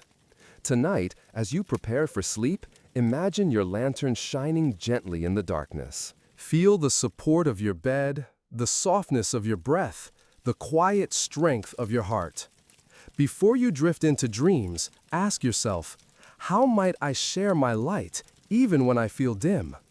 Who has been a lantern for me, and how can I honor their gift? Can I trust that my presence, however humble, brings warmth to the world? May you rest peacefully, knowing that your light endures, and awaken ready to shine anew. Story 11. The Shepherd's Quiet Watch. The first blush of dawn touched the hills with rose and gold as Elias set out along a narrow path that wound between pastures and wildflower meadows. The world was still, save for the soft murmur of a distant brook and the occasional bleat of sheep grazing on dew-soaked grass. Mist drifted in low ribbons across the fields, lending the land an air of gentle mystery. Elias paused at a wooden gate and looked out over the valley. In the far distance, he could see a lone figure standing atop a small rise. A shepherd, wrapped in a woolen cloak, staff in hand, his flock scattered around him like tufts of cloud. This was David, a young man known throughout the village for his quiet diligence and unwavering sense of duty. David had watched over these sheep since boyhood, rising before the sun and returning only when the stars were bright above the hills. Yet lately, something weighed heavily on his mind. Rumors of wolves in the forest had unsettled the villagers, and each night David lay awake, listening for the howl that might signal danger. His vigilance had become a burden, turning every shadow into a threat, every rustle into a warning. As Elias approached, David turned, offering a weary smile. "Good morning, Master Elias," he said softly. "You're up early." Elias returned the greeting and joined David on the rise. Together they watched the sheep graze, their movement slow and peaceful. For a while, neither spoke, letting the silence stretch between them like a soft blanket. At last, David broke the quiet. "I can't rest, Master. I'm always watching, always waiting for something to go wrong. If I close my eyes, I fear I'll fail them. I worry that one mistake will cost me everything." Elias listened with deep compassion. He picked up a smooth stone from the ground and rolled it in his palm. "Do you know the story of the Buddha and the poisoned arrow?" he asked gently. David shook his head. The Buddha once told his disciples about a man struck by a poisoned arrow. Instead of pulling it out, the man demanded to know who shot it, what kind of bow was used, and what wood the shaft was made from. He died before any answers came. The lesson is this: we often become so entangled in our fears and questions that we forget to tend to what matters most, our own well-being, our presence in this moment. David considered this, his brow furrowed. "But if I let down my guard, won't the wolves come?" Elias smiled kindly. "Vigilance is wise, but fear is a poor companion. The Buddha taught that right effort means caring without clinging, acting without being consumed by anxiety. You cannot control every outcome, nor can you predict every danger. But you can be present, aware, attentive, yet also at peace." He gestured toward the flock. "Notice how the sheep trust the morning. They do not fret about the wolf or the rain. They eat, they rest, they follow the rhythm of the day. Your watchfulness keeps them safe, but your worry does not add a single hour to their lives, or yours." David sighed, feeling the truth of Elias's words settle in his chest. How do I let go of this fear? How do I find peace while still doing my duty? Elias invited David to sit with him on the grass. Close your eyes. Listen to the sounds around you, the wind in the grass, the soft bleating of the lambs, the distant call of a bird. Feel the earth beneath you, solid and steady. With each breath, allow yourself to relax just a little more. Notice where fear sits in your body. Is it tightness in your chest? A knot in your stomach? Greet it gently, without judgment. David followed the guidance, his breath slowing, his shoulders dropping. As he sat in silence, he realized that much of his tension came not from real danger, but from the stories he told himself, the endless what-ifs that circled in his mind. In modern life, Elias continued, we are taught to prepare for every possibility, to anticipate disaster, to believe that constant vigilance is the price of safety. But true security comes from meeting each moment as it is, not as we fear it might be. When we are present, we respond wisely. When we are lost in worry, we suffer twice, once from the event itself, and again from our anticipation of it. He shared a teaching from the Buddha. Let go of fear, and you will be free. The mind that clings to fear is like a bird trapped in a cage. Open the door, and it may take time, but eventually it will fly. David opened his eyes, gazing out over the peaceful flock. The sun had risen higher, burning away the mist and bathing the fields in golden light. For the first time in weeks, he felt a glimmer of ease, a sense that perhaps he could watch over his sheep without being ruled by fear. Elias stood, brushing dew from his robe. Your care is enough, David. Trust yourself. Trust the rhythm of the day. When danger comes, you will meet it. Until then, let yourself rest in the quiet watchfulness of the shepherd. David nodded, gratitude shining in his eyes. Thank you, Master Elias. I will try. As Elias walked back toward the village, he glanced over his shoulder and saw David sitting quietly among his flock, his posture relaxed, his gaze soft. The sheep grazed contentedly, unaware of the worries that had troubled their shepherd. Above them, the sky stretched wide and clear, promising another day of peace. For those listening tonight, perhaps you too have carried the weight of vigilance, the fear of what might happen, the burden of responsibility, the longing for certainty. Notice how your body feels, the tightness in your jaw, the ache in your shoulders, the restless energy in your heart. These are natural human experiences. You are not alone. What if, instead of bracing against every possible threat, you allowed yourself to rest in the present? What if you trusted that your care, your presence, your quiet watchfulness are enough? The Buddha reminds us, do not dwell in the past, do not dream of the future. Concentrate the mind on the present moment. Tonight, as you prepare for sleep, invite yourself to release the burdens of worry. Feel the support of your bed, the softness of your breath, the gentle hush of night. Before you drift into dreams, ask yourself, can I trust myself to meet whatever comes? How might my life change if I watch with presence rather than fear? What peace might I discover in the quiet watch of the shepherd? May you rest peacefully, held by the gentle wisdom of the dawn, and awaken ready to greet the new day with calm and courage. Story 12. The Library of Forgotten Names. The day was waning, and a golden hush settled over the monastery as Elias wandered toward the old village library. It stood at the far end of a quiet lane, its stone walls wrapped in ivy, and its tall windows glowing with the last light of afternoon. The air inside was cool and fragrant with the scent of ancient paper and polished wood. Shelves lined every wall, crowded with books whose spines bore the faded traces of many hands and many years. Elias had always loved this place, a sanctuary where stories waited patiently to be discovered, where silence was deep and gentle. He paused at the threshold, breathing in the peace that lived between the shelves. Today, however, he was not alone.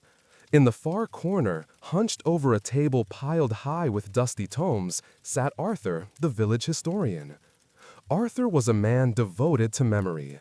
He spent his days cataloging births and deaths, recording marriages and harvests, preserving the details of village life for generations yet unborn. But as Elias approached, he saw that Arthur's face was troubled, his brow furrowed in frustration. "Good evening, Arthur," Elias greeted him softly. Arthur looked up, rubbing his tired eyes. "Ah, Master Elias, I'm glad you're here. I have been searching for the names of those who built this library, those who laid the stones, carved the beams, filled the first shelves. But the records are missing. Their names have faded from every ledger, lost to time. How can we honor their legacy if we do not remember them?" Elias listened, sensing the ache beneath Arthur's words. He took a seat beside him, gazing at the rows of nameless books. "Tell me, Arthur, what is it that troubles you most? The loss of their names or the fear that they will be forgotten?" Arthur hesitated, then sighed. "Both, I suppose. I want to believe that our lives matter, that what we build will endure. But if even these good people can vanish from memory, what hope is there for any of us?" Elias reached for a book, its cover worn smooth by countless fingers. He opened it gently, revealing pages filled with careful script and occasional smudges, evidence of use, of love, of presence. "Do you see these marks?" Elias asked. "Each one tells a story, even if the name has faded. The Buddha taught that nothing is truly lost. All things leave their imprint on the world, whether or not they are remembered by name." He invited Arthur to walk with him through the aisles. Together, they traced the history of the library, not in ledgers or plaques, but in the creak of floorboards, the soft glow of lamplight, the hush that fell whenever someone entered seeking solace or wisdom. As they walked, Elias spoke quietly. "In modern life, we are taught to seek recognition, to carve our names into stone, to be remembered above all others. Yet the deepest gifts are often given without expectation of reward. The builders of this library may be nameless, but their kindness endures in every child who learns to read, every elder who finds comfort in a familiar story, every soul who discovers a new world within these walls." Arthur stopped before a shelf of children's books, their covers bright and well-worn. He smiled, remembering how he once read aloud to his own daughter, her laughter echoing through the stacks. "Perhaps you're right, Master Elias. Perhaps it is enough to know that our actions ripple outward, even if no one remembers the source." Elias nodded. "The Buddha reminds us, just as a candle cannot burn without fire, men cannot live without a spiritual life. Our true legacy is not our name, but the warmth and light we share. When we act with compassion, with generosity, with mindfulness, we become part of something greater than ourselves." They returned to the table, where Arthur's notes lay scattered. Elias suggested a small ritual. "Tonight, let us write a letter, not to the builders themselves, but to the spirit of generosity that inspired them. Let us thank them for their gift and promise to carry their kindness forward." Arthur agreed, and together they penned a simple note. "To those whose hands built this place, though your names are lost to time, your gift remains. May we honor you by sharing what you have given, by welcoming all who seek knowledge and peace." They placed the letter in a drawer near the entrance, a silent offering to the past. As dusk deepened, villagers began to arrive, children eager for stories, elders searching for quiet corners, students seeking answers. Arthur watched them move through the library, his heart lighter. He realized that his work was not only to preserve the past, but to nurture the present, to ensure that the library remains a living, breathing space of welcome and wonder. Elias lingered a while longer, watching as lamps were lit and voices softened to whispers. He knew that, like the nameless builders, his own presence would one day fade from memory. Yet he felt no sorrow, only gratitude for the chance to be part of this unfolding story. For those listening tonight, perhaps you too have wondered about your legacy, the mark you will leave, the fear of being forgotten. Notice how your body feels, the longing in your chest, the ache for meaning, the wish to be seen. These are natural, human experiences. You are not alone. What if, instead of striving for recognition, you trusted in the quiet power of your actions? What if you believed that every kindness, every moment of presence leaves an imprint beyond what the eye can see? The Buddha teaches, our life is shaped by our mind. We become what we think. Joy follows a pure thought like a shadow that never leaves. Tonight, as you prepare for sleep, invite yourself to reflect on the unseen gifts you have received, and those you have given, knowingly or not. Before you drift into dreams, ask yourself, can I find peace in the knowledge that my goodness endures, even if my name does not? How might I honor the nameless gifts that shape my life? What story am I writing day by day with my presence? May you rest peacefully, held by the quiet legacy of kindness, and awaken ready to offer your own gifts to the world. Story 13. The Well Beneath the Willow. The morning sun crept gently over the village, painting the thatched rooftops and winding lanes in a soft golden light. In the heart of the square stood an ancient willow tree, its branches trailing down like green curtains, swaying with every breath of wind. Beneath its shade, the villagers often gathered. Children played among the roots, elders exchanged stories, and travelers found respite from the midday heat. But on this day, the air was tense. A dispute had arisen between two families whose homes bordered the willow's wide canopy. For generations, both had drawn water from the same well nestled at the base of the tree. Yet after a long, dry summer, the water level had dropped alarmingly low. Accusations flew back and forth. One family blamed the other for taking more than their share, while the other insisted they were simply trying to survive. Elias arrived as voices rose in anger, their words sharp as flint. He paused at the edge of the gathering, listening quietly before stepping forward into the circle of conflict. His presence was calm, his eyes kind but steady. "Friends," Elias said softly, "I hear your fear and frustration. Water is precious, especially when it is scarce. But if we let anger guide us, we risk poisoning not just the well, but our hearts." A man named Robert, red-faced and trembling, pointed across the square. "They come at night and draw more than their share. My children go thirsty while theirs waste water on washing clothes." Sarah, from the other family, bristled. "We have always shared fairly. If the well runs dry, it will be because of this bickering, not our buckets." Elias raised his hand, inviting silence. "Let us look together, not for blame, but for understanding." The Buddha taught that suffering arises from attachment, from clinging to what we believe is ours alone.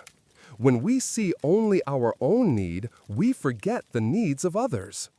He led the villagers beneath the willow shade, inviting them to sit in a circle around the well.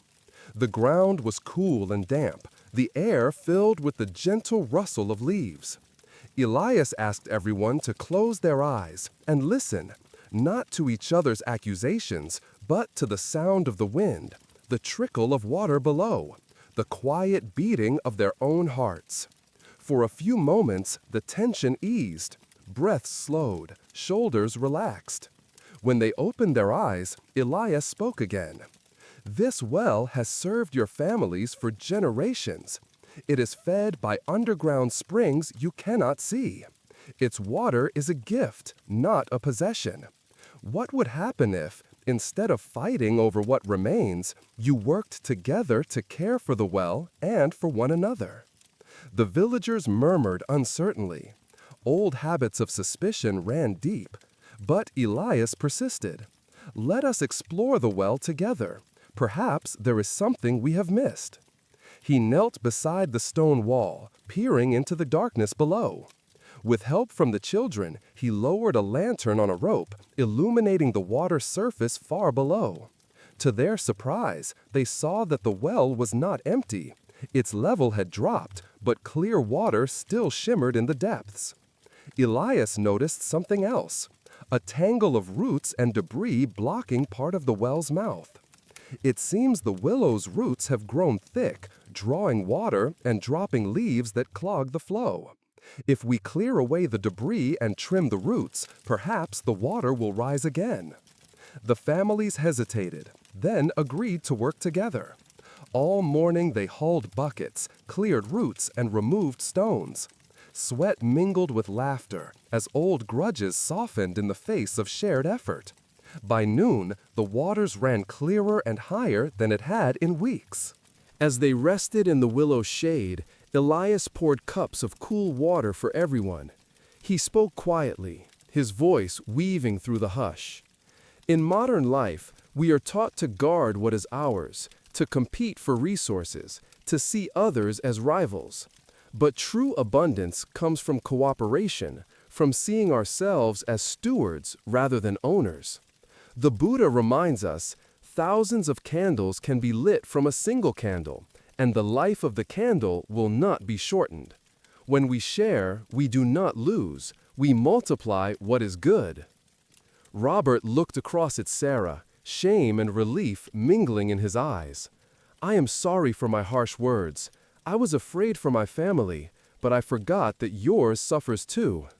Sarah nodded, her expression softening. Let us watch over the well together, so that no one goes thirsty. Elias smiled, feeling the peace settle over the group. May this well remind you that what nourishes one nourishes all. When you care for the source, you care for the whole community. That evening, as dusk painted the sky in shades of lavender and rose, the villagers gathered once more beneath the willow. They shared bread and fruit, their laughter echoing through the branches. Children dipped their toes in the cool water, and elders told stories of years when the well had nearly run dry, but always, somehow, had been restored. Elias lingered as the stars emerged, watching the lantern's glow reflected in the well. He knew that disputes would arise again, over water, land, or pride. But he also trusted that the lesson of the well would endure, that compassion and cooperation could heal even the deepest divisions. For those listening tonight, perhaps you too have known conflict, the struggle over limited resources, the pain of misunderstanding, the urge to protect what feels most precious. Notice how your body feels, the tightness in your chest, the heat of anger, the longing for resolution. These are natural, human experiences. You are not alone. What if, instead of guarding your well, you invited others to sit beside you? What if you trusted that by working together, you might discover hidden springs of generosity and understanding? The Buddha teaches, hatred does not cease by hatred, but only by love. This is the eternal rule. Tonight, as you prepare for sleep, imagine yourself resting beneath the willow's shade, the cool water of the well within reach. Feel the support of your bed, the softness of your breath, the spaciousness of your heart. Before you drift into dreams, ask yourself, where in my life can I move from competition to cooperation? How might I tend to the wells I share with others? What new abundance might flow if I choose connection over division? May you rest peacefully, nourished by the wisdom of the well, and awaken ready to offer your gifts to the world. Story 14. The Glassblower's Breath. The village was waking beneath a pale morning sky. mist curling over the river and drifting between houses like a memory that refused to fade. Elias walked quietly through the narrow lanes, his sandals brushing against cobblestones still cool from the night. He paused at the edge of the square, where a thin plume of smoke rose from a small workshop tucked behind a row of chestnut trees. Inside, the air shimmered with heat. The glassblower, Henry, stood before his furnace, sweat glistening on his brow as he worked molten glass with practiced hands. His cheeks puffed with each breath as he blew through a long iron pipe, coaxing the glowing orb at its end into shape. Shelves lined the walls, crowded with vases, goblets, and delicate figurines. Some perfect, others marred by bubbles or cracks. Elias watched for a while, admiring the dance of color and light. At last, Henry noticed him and offered a tired smile. "Master Elias, you're up early." "I enjoy seeing your craft," Elias replied, stepping inside. "Each piece is unique, a reflection of your patience and skill." Henry set down his pipe, wiping his hands on a cloth. "Patience, perhaps, but not always skill. Lately, everything I make seems to shatter or warp. I try to control every detail, the heat, the timing, the pressure, but the glass refuses to obey. I'm beginning to think I've lost my touch." Elias approached the workbench, picking up a vase whose rim was uneven, a swirl of cobalt blue running through clear crystal. "This is beautiful, Henry. Its imperfection gives it character." Henry shook his head. "No one wants the flawed ones. They want what is flawless, predictable. Sometimes I wish I could just breathe once and have the glass take the shape I imagine. But every breath brings uncertainty." Elias placed the vase back on the shelf and gestured for Henry to sit beside him. "Let me tell you a story from the Buddha's life," he began softly. "Once, a disciple asked how to find peace in a world of constant change. The Buddha picked up a clay bowl and said, 'This bowl is already broken.' He meant that all things are subject to change, to loss, to imperfection. When we accept this truth, we suffer less when the inevitable happens." Henry listened, his shoulders slumping. "But how do I accept it? How do I let go of wanting things to be perfect?" Elias smiled gently. "Watch your breath as you blow the glass. Each breath is different, sometimes strong, sometimes weak, sometimes just right. If you force it, the glass may burst. If you hesitate, it may collapse. But if you trust the rhythm, allowing yourself to adjust moment by moment, something beautiful can emerge, even if it isn't what you first imagined." He invited Henry to demonstrate. Together, they approached the furnace. Henry gathered a blob of molten glass on the end of his pipe, rolling it gently. As he blew, Elias encouraged him to focus not on the outcome, but on the sensation of breath moving through his body, the subtle feedback from the glass, the play of light and shadow. With each breath, Henry relaxed a little more. The glass expanded, wobbling slightly, then settled into a graceful curve. A small bubble formed near the base, but instead of discarding the piece, Henry used a tool to shape it into a decorative swirl. Elias nodded approvingly. "See how the flaw became part of the design? In meditation, too, we learn to meet each moment as it is, not striving for perfection, but welcoming whatever arises. The Buddha taught that suffering comes from craving, from our attachment to how things should be. When we release this craving, we discover freedom in what is." Henry set the finished piece aside, a look of wonder on his face. "It's not perfect, but it feels alive. Maybe I'd been trying too hard to control what cannot be controlled." Elias shared another teaching. In modern life, we are told to plan, predict, and master every detail.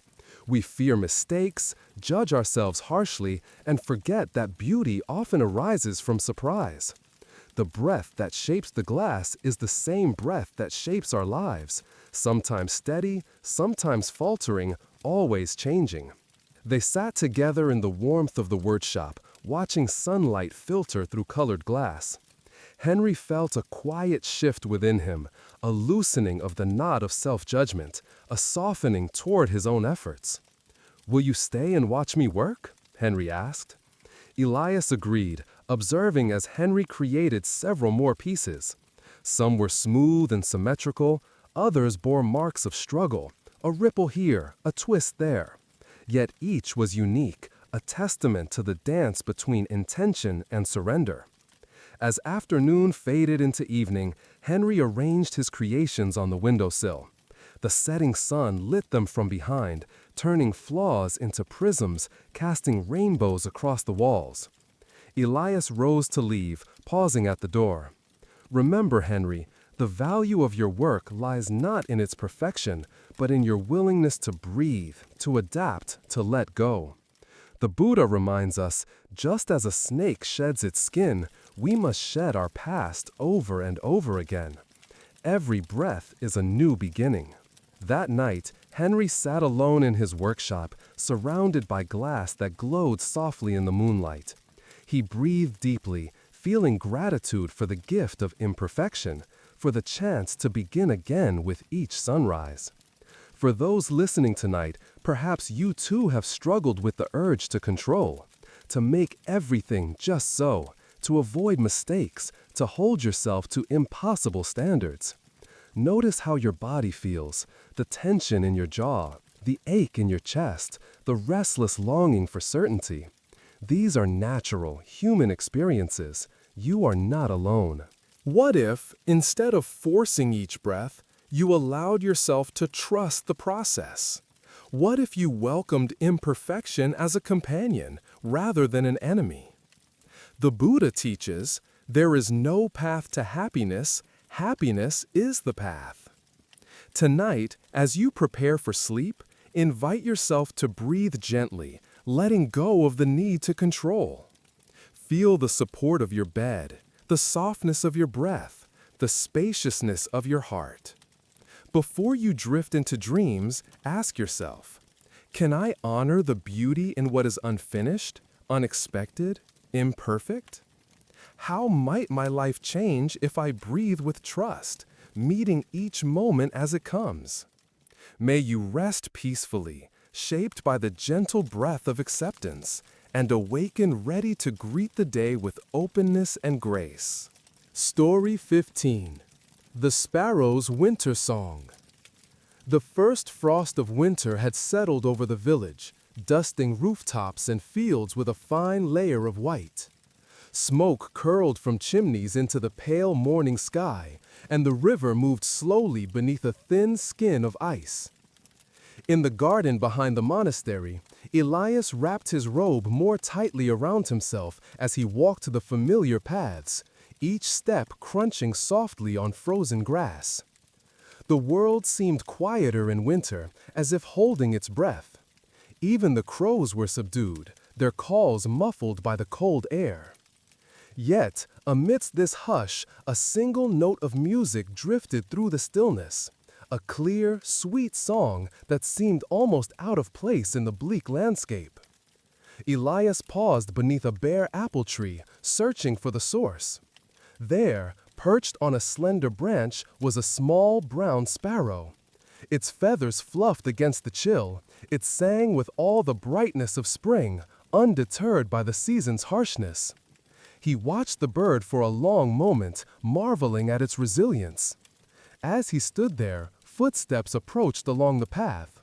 It was Clara, a young woman from the village, her cheeks red from the cold, her eyes shadowed with worry. "Master Elias," she said, her voice barely above a whisper, "how can anything sing in such a winter? My heart feels frozen. Each day is heavy, and I cannot remember the last time I felt hope." Elias gestured for her to join him beneath the tree. Together, they listened to the sparrow's song, simple, persistent, unwavering. "Clara," Elias began gently, "do you hear how the sparrow sings, even when the world is cold and bare? It does not wait for warmth or comfort. It sings because that is its nature. The Buddha taught that suffering is part of life, but so too is joy. Both come and go, like seasons. The challenge is not to avoid winter, but to find the courage to sing within it. Clara hugged herself, her breath clouding in the air. But what if my song is lost? What if I have nothing left to give? Elias knelt and scooped up a handful of snow, letting it melt in his palm. Even in the coldest times, life persists. Beneath the snow, seeds are waiting, roots are growing. The sparrow's song reminds us that hope is not the absence of hardship, but the choice to meet it with presence and courage. He invited Clara to close her eyes and listen, not just to the bird, but to the quiet within herself. Notice your breath, the rise and fall of your chest. Feel the ground beneath your feet, solid and steady. Let yourself be here, just as you are, without needing to change anything. For a few moments, they stood together in silence.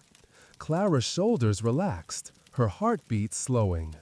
She became aware of the gentle rhythm of her own breathing, the faint warmth in her hands, the possibility of comfort even in the midst of sorrow. In modern life, Elias continued, we are taught to seek happiness outside ourselves, to wait for better days, easier circumstances, perfect conditions. But the Buddha reminds us that peace is found in the present moment, no matter how imperfect. When we turn toward our pain with kindness, we discover a strength we did not know we possessed. He shared a story from the Buddha's life. During a time of great famine, the Buddha and his followers survived on whatever they could find, roots, leaves, scraps of rice. Many despaired, but the Buddha encouraged them to practice gratitude for each small blessing. He said, "Let us be content with little, and let our hearts remain open." In this way, even hunger became a teacher. Clara opened her eyes, watching the sparrow hop along the branch, singing between sips of icy water. "I want to be like that bird," she whispered, "to find my voice even when I am afraid." Elias smiled. "You already have. Every act of kindness, every moment of patience, every breath taken in awareness is a song of hope. Your winter may be long, but it will not last forever. Trust that spring will return, and until then, let your song be a light for others." He encouraged Clara to begin a simple practice. Each morning, before you rise, place your hand on your heart and ask yourself, what is one small thing I am grateful for today? It might be the warmth of your bed, the taste of tea, the sound of a friend's laughter. Let these small joys be your song. They lingered beneath the tree as the sun climbed higher, melting the frost and sending sparkles across the garden. Clara's face softened, her eyes brighter than before. "I will try, Master Elias," she said. "Even if my song is quiet, I will let it rise." That afternoon, as Elias returned to the monastery, he heard the sparrow's song echoing through the empty garden. He knew that hardship would come again. Cold nights, lonely days, losses yet unseen. But he also trusted in the resilience of the human spirit, the quiet courage that allows us to sing even in winter. For those listening tonight, perhaps you too have known the chill of despair, the heaviness of grief, the ache of loneliness, the longing for brighter days. Notice how your body feels, the tightness in your chest, the fatigue in your limbs, the wish for comfort. These are natural human experiences. You are not alone. What if, instead of waiting for spring, you allowed yourself to sing now? What if you trusted that your voice, however small, is enough to bring warmth to your own heart and to others? The Buddha teaches, just as a candle cannot dispel darkness unless it is lit, so too must we kindle hope within ourselves. Tonight, as you prepare for sleep, invite yourself to listen for your own winter song. Feel the support of your bed, the softness of your breath, the quiet pulse of life within you. Before you drift into dreams, ask yourself, can I offer myself compassion even in hard times? What small joys can I notice, even in winter? How might my song help me and others endure until spring returns? May you rest peacefully, held by the promise of renewal, and awaken ready to greet the day with the quiet courage of the sparrow song. Story 16. The Roadside Sanctuary. A gentle rain fell over the countryside, blurring the horizon and turning the winding dirt road into a ribbon of glistening mud. Elias walked slowly beneath his worn brown cloak, savoring the coolness of the air and the rhythmic patter of drops on leaves. His journey had taken him far from the monastery, across rolling hills and through quiet villages, each step a meditation on presence and patience. As dusk approached, the sky deepened to indigo, and a chill crept in with the wind. In the fading light, Elias noticed a small abandoned hut by the roadside, its roof sagging, its door hanging crookedly on rusty hinges. Smoke no longer rose from its chimney, but a faint glow flickered within, as if someone had recently kindled a fire. Curious and grateful for shelter, Elias approached the hut. Inside, he found a handful of travelers already gathered. An old woman with a woven shawl pulled tight around her shoulders, a young merchant whose boots were caked with mud, and a mother cradling her sleeping child. They looked up as Elias entered, their faces wary but hopeful. "Welcome," said the old woman, her voice raspy but kind. "The storm caught us all on the road tonight." Elias bowed in greeting and settled near the hearth, where a few embers glowed. He could feel the tension in the room, a subtle unease that lingered like mist. Each traveler sat apart, clutching their belongings, eyes darting between strangers. The only sound was the wind rattling the shutters and the occasional crackle of firewood. For a while, no one spoke. The silence was thick, filled with unspoken fears and the weariness of long journeys. Elias closed his eyes, listening deeply to the quiet, feeling the shared vulnerability in the room. At last, the merchant broke the silence. "I was robbed on the road today," he confessed, voice trembling. "They took my money and left me with nothing but these wet clothes. I don't know how I'll get home." The old woman nodded, her hands trembling as she poured tea from a battered kettle. "I have little myself. My family is gone, and this shawl is all I have left of my daughter." The mother stroked her child's hair, her eyes shining with fatigue. "We are fleeing trouble in our village.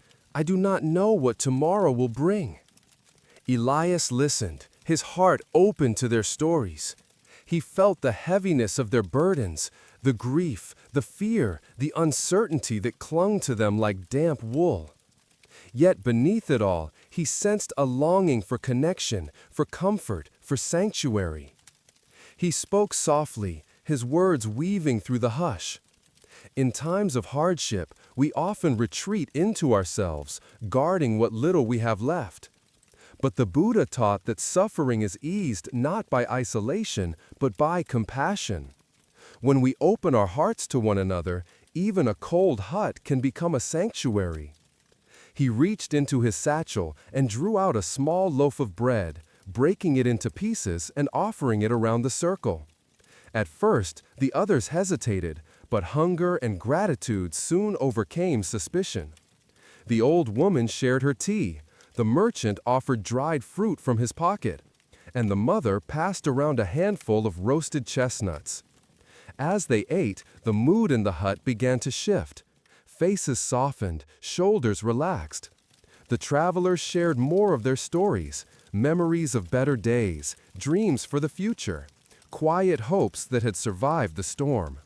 Laughter bubbled up, tentative at first, then growing stronger as the warmth of companionship spread. Elias watched the transformation with quiet joy. He saw how, in the simple act of sharing, Fear gave way to trust, loneliness to belonging. The hut, once cold and empty, now glowed with the light of human kindness. He invited everyone to join him in a brief meditation. "Close your eyes," he said gently. "Feel the ground beneath you, the warmth of the fire, the presence of those beside you. With each breath, imagine your heart opening, softening toward yourself, toward those around you, toward all beings who seek refuge from life's storms." The travelers followed his guidance, their breaths slowing, their bodies settling into stillness. For a few moments, the world outside faded away, replaced by a sense of peace that needed no words. When the meditation ended, the old woman wiped a tear from her cheek. "Thank you, Master Elias. I had forgotten what it feels like to be cared for." The merchant smiled, his face brighter than before. "I thought I had lost everything, but tonight I found something more valuable than gold." The mother kissed her child's forehead, whispering a prayer of gratitude. Elias spoke quietly, his voice carrying the wisdom of many journeys. In modern life, we are taught to value independence, to measure worth by what we possess or achieve. But true sanctuary is found in relationship, in the willingness to be vulnerable, to give and receive, to recognize our shared humanity. The Buddha reminds us, thousands of candles can be lit from a single candle, and the life of the candle will not be shortened. When we share our light, we lose nothing. Instead, we create abundance.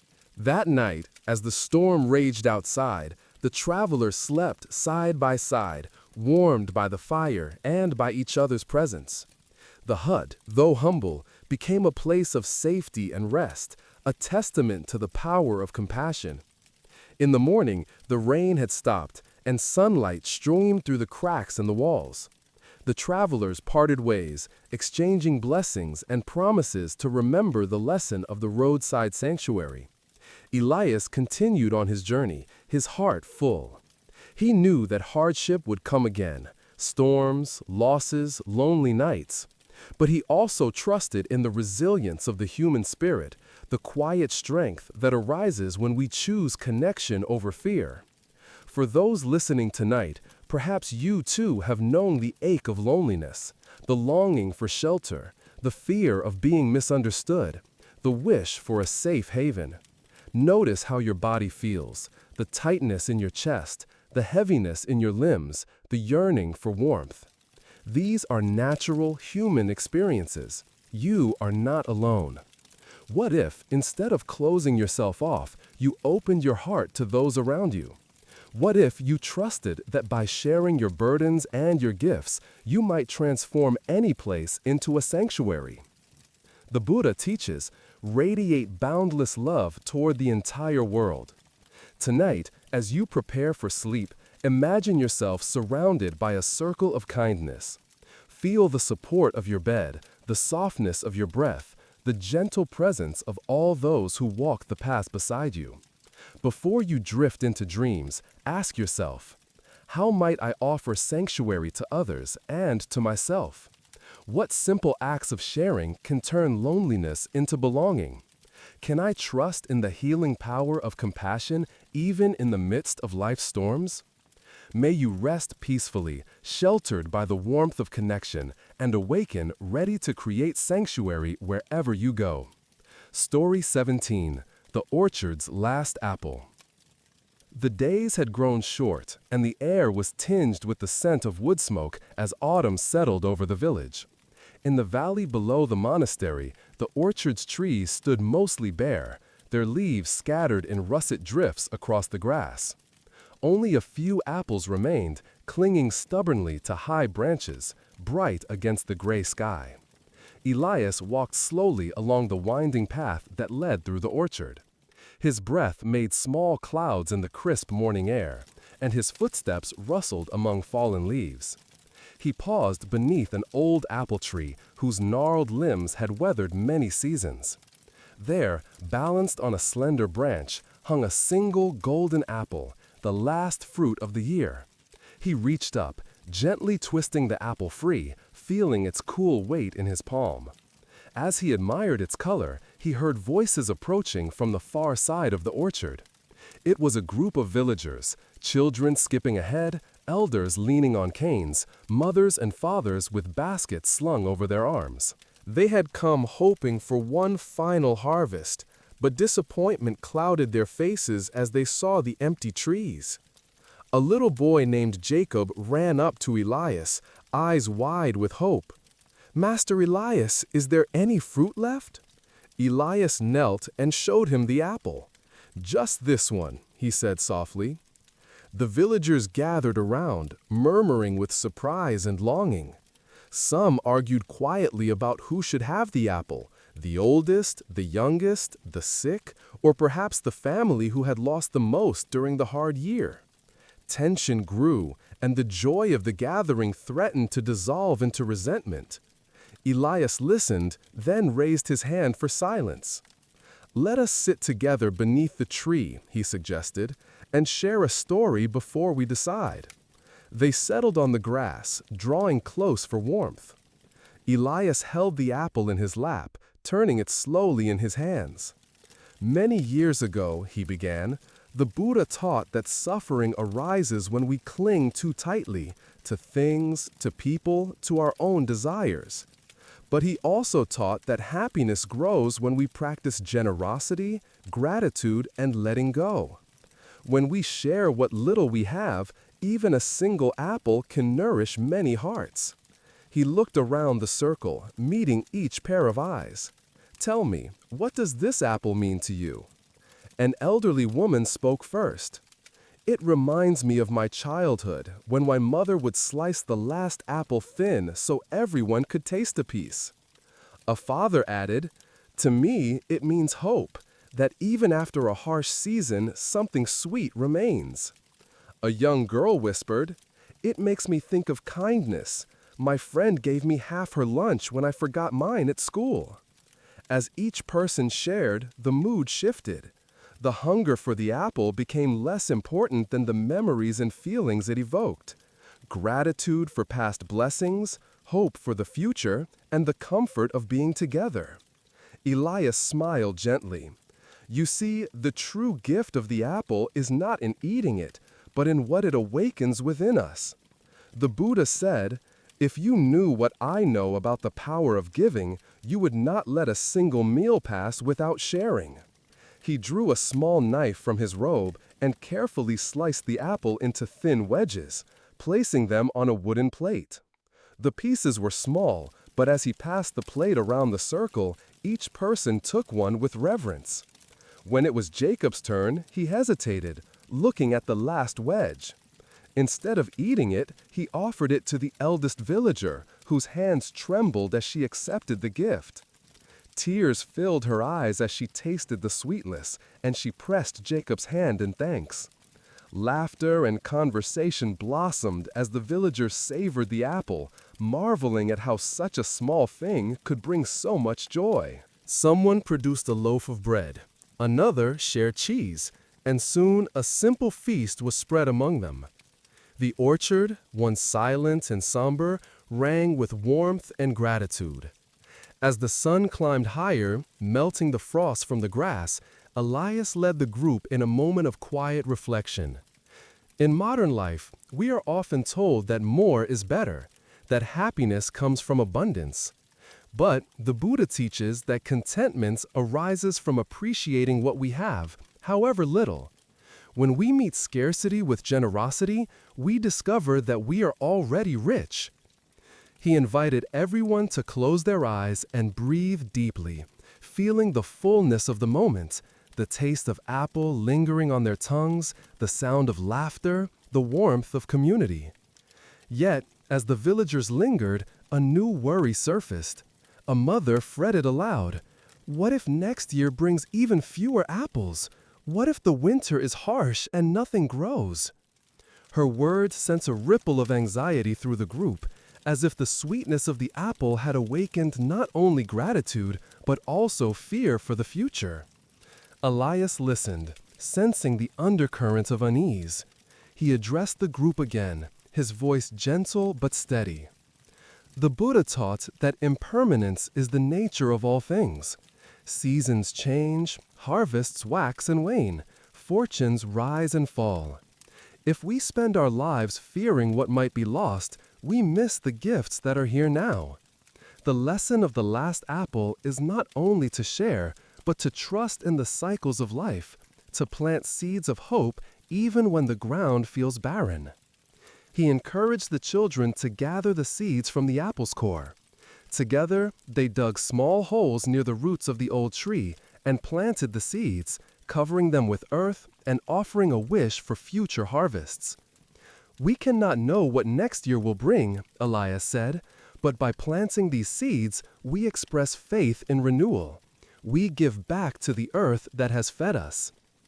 The act of planting brought a sense of peace to the group. The children laughed as they patted down the soil, and the elders reminisced about orchards long gone and springs yet to come. The simple ritual transformed their anxiety into action, their fear into hope. Before leaving, Elias encouraged each family to take home a fallen leaf from the orchard, a reminder that even as things pass away, they return in new forms. Let this leaf remind you to cherish what you have, to share what you can, and to trust in the promise of return. That evening, as dusk painted the sky in shades of lavender and rose, the villagers returned to their homes. Their bellies were not full, but their hearts were lightened by the spirit of generosity and the memory of a day spent together.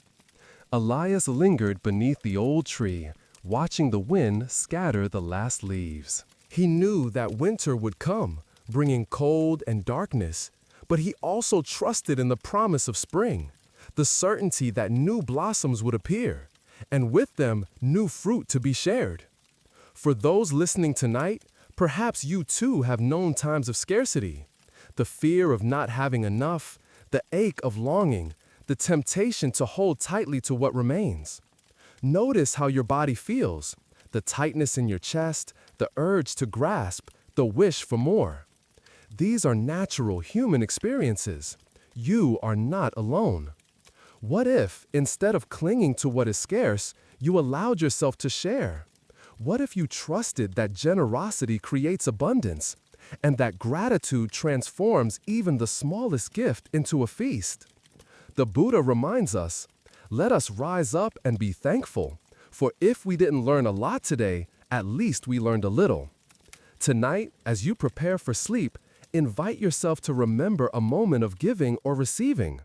Let it fill you with warmth, dissolving fear and opening your heart. Before you drift into dreams, ask yourself, how might I share what I have, even when it seems little? What gifts have others given me, and how have they nourished my spirit? Can I trust in the cycle of seasons, knowing that both scarcity and abundance will come and go? May you rest peacefully, nourished by gratitude and generosity, and awaken ready to share your gifts with the world. Story 18. The Painter's Blank Canvas. The morning sun spilled through the high windows of the village's old art studio, casting a golden haze over jars of brushes and trays of colored pigments. Dust motes danced in the light, swirling above wooden easels that bore witness to years of creation.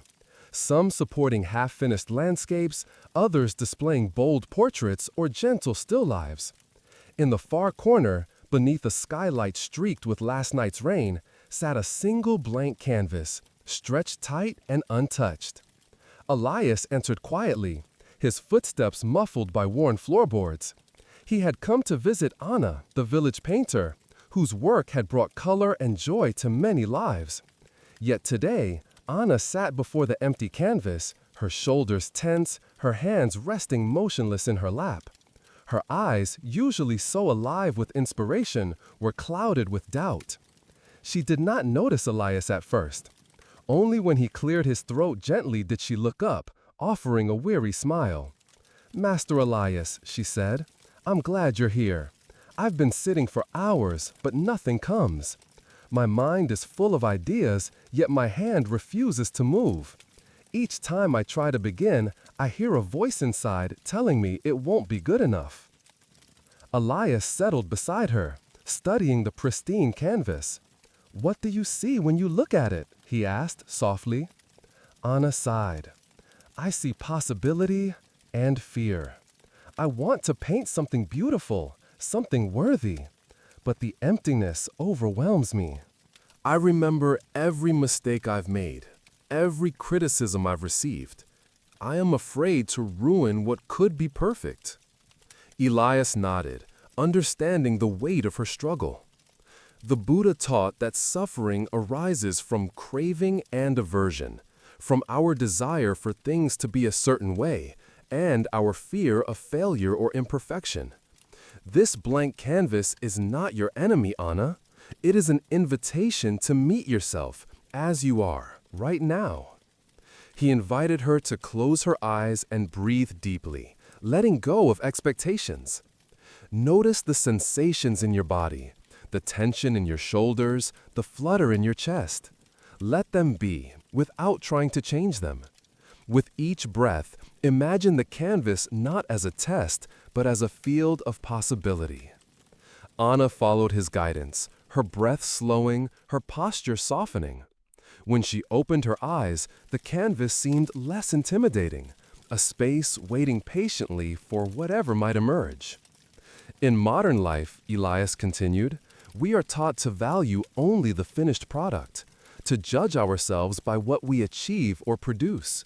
We forget that creativity is a process, a journey through uncertainty.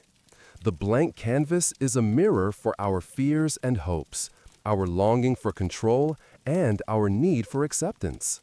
He shared a story from the Buddha's life. Once, a disciple asked how to overcome self-doubt. The Buddha replied, "Do not measure yourself against others. Instead, walk your own path, step by step, trusting that each moment holds its own lesson." Anna picked up a brush, hesitating. "But what if I make a mistake? What if I ruin it?"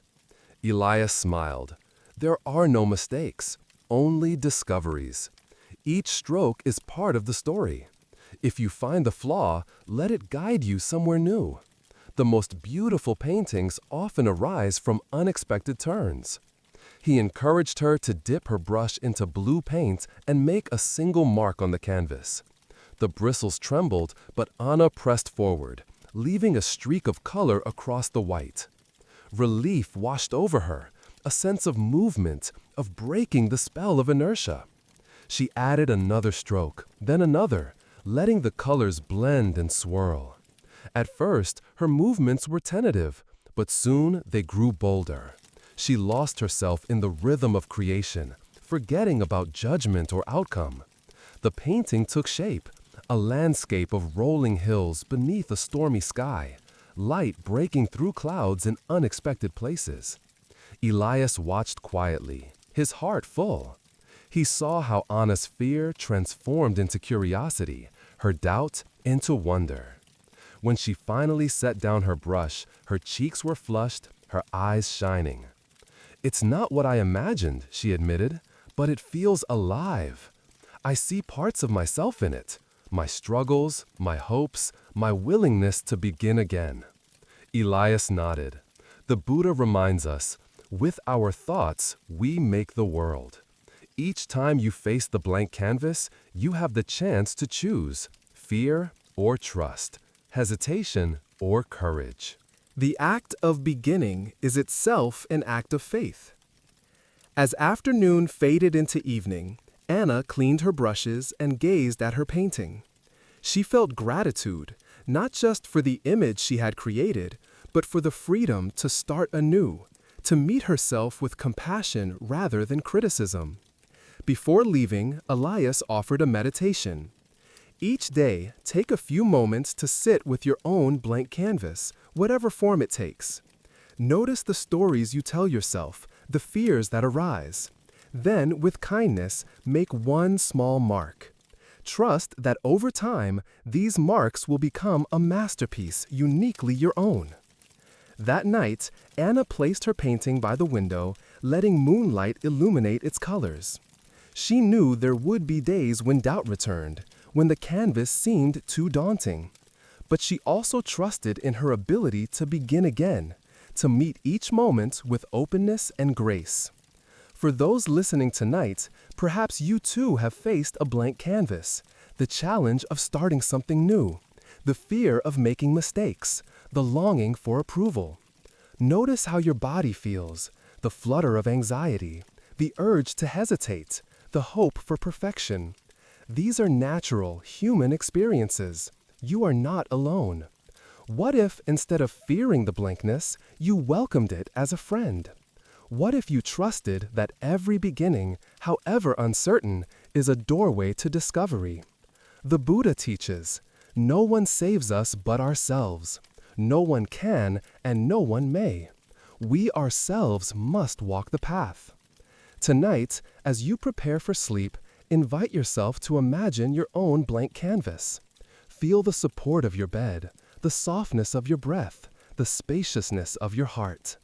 Before you drift into dreams, ask yourself, can I meet my own beginnings with gentleness? How might my life change if I honor the process, not just the result? What beauty might emerge if I allow myself to begin again and again?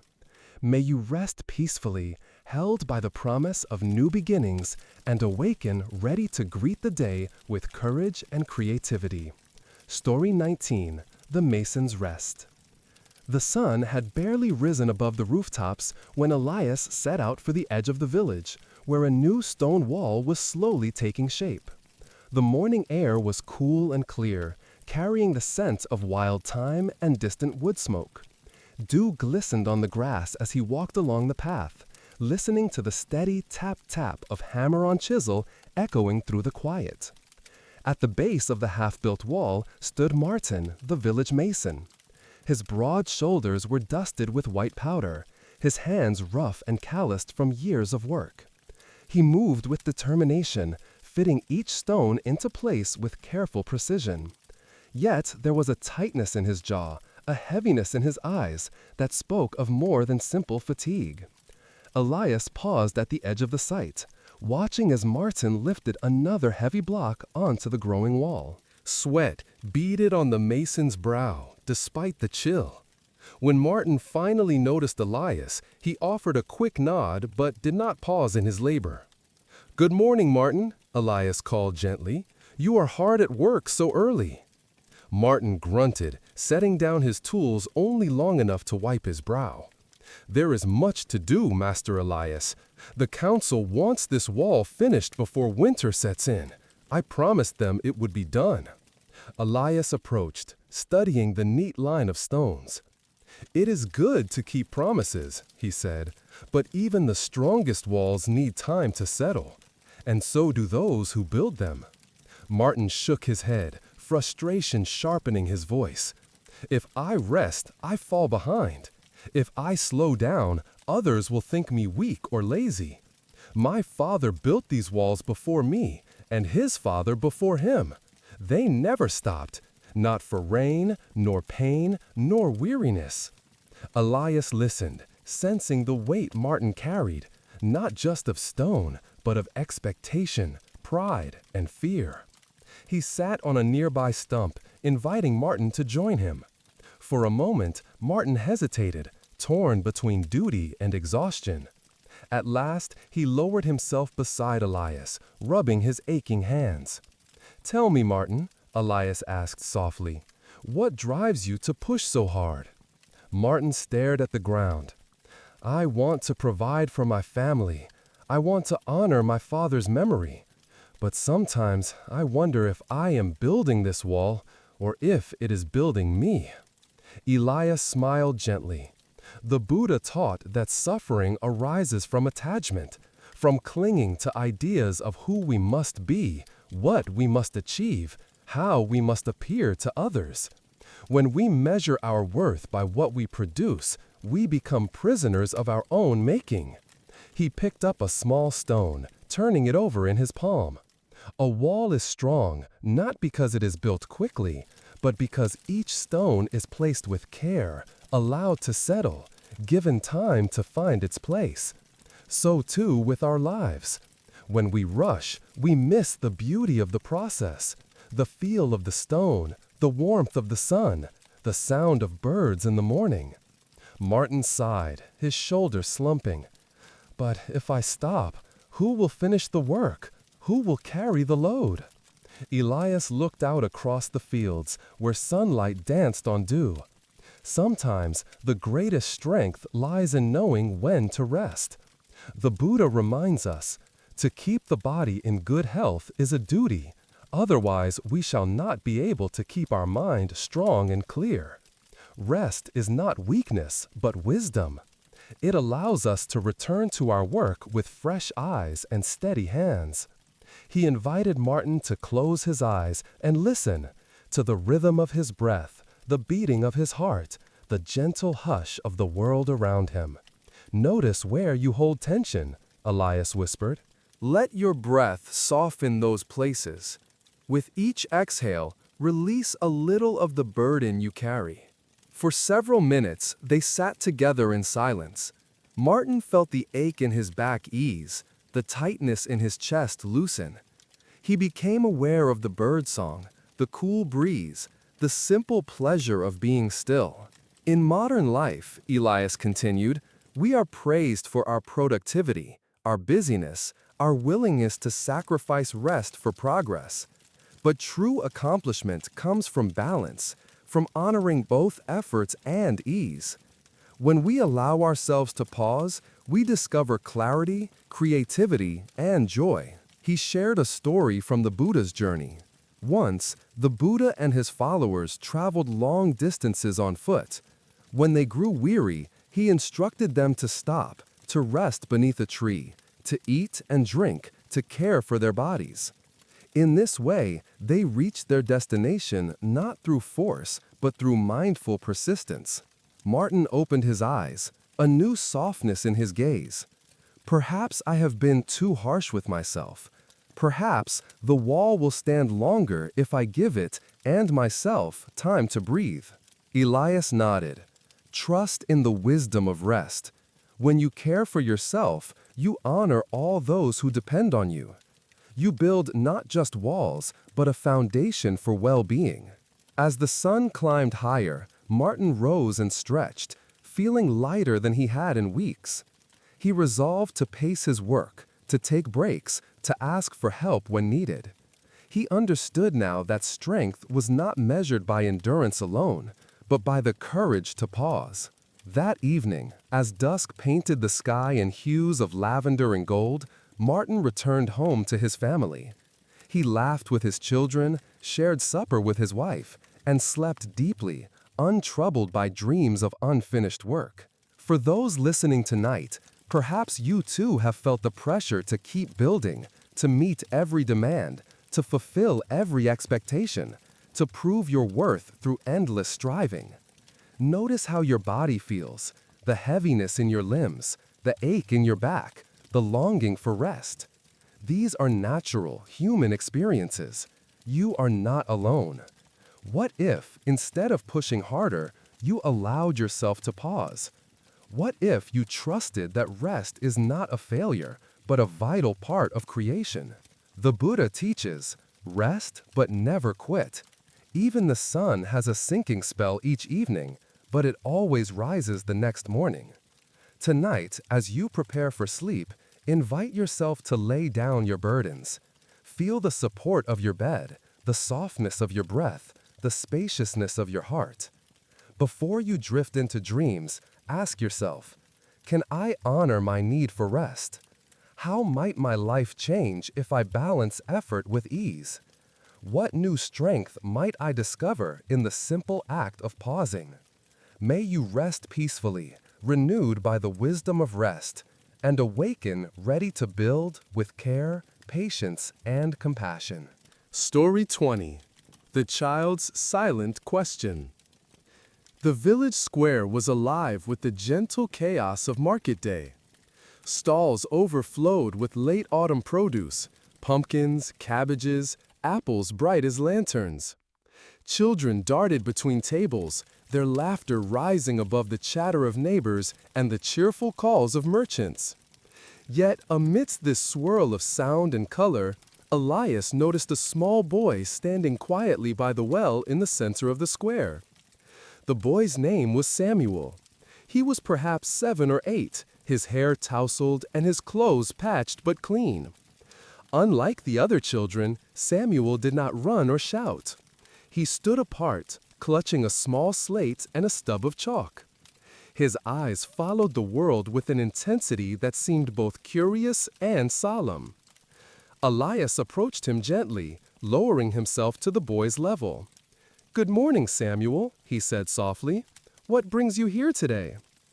Samuel looked up, meeting Elias's gaze with wide, thoughtful eyes. He did not answer, but instead pressed the slate into Elias's hands. On it, drawn with careful lines, was a picture. A single tree on a hill, its branches reaching skyward, its roots deep and tangled beneath the earth. Elias studied the drawing for a long moment. He sensed a question hidden within the image, a longing perhaps, or a mystery waiting to be named. "This is beautiful," he said.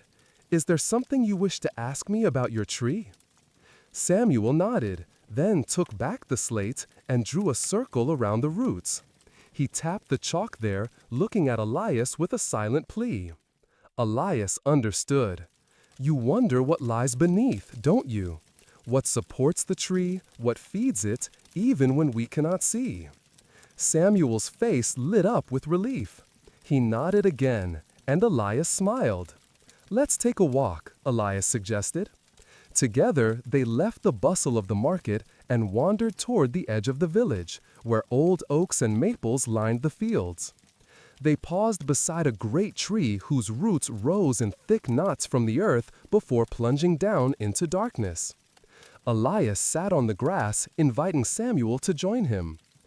"The Buddha often spoke of roots," he began. "He taught that everything we see, the beauty of the tree, the strength of its trunk, the shade of its leaves, depends on what is hidden below. Our lives are like this too.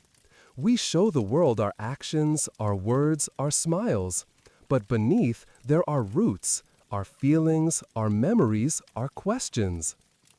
Samuel listened intently, tracing the rough bark with his fingers. "In modern life," Elias continued, "we sometimes forget to care for our roots.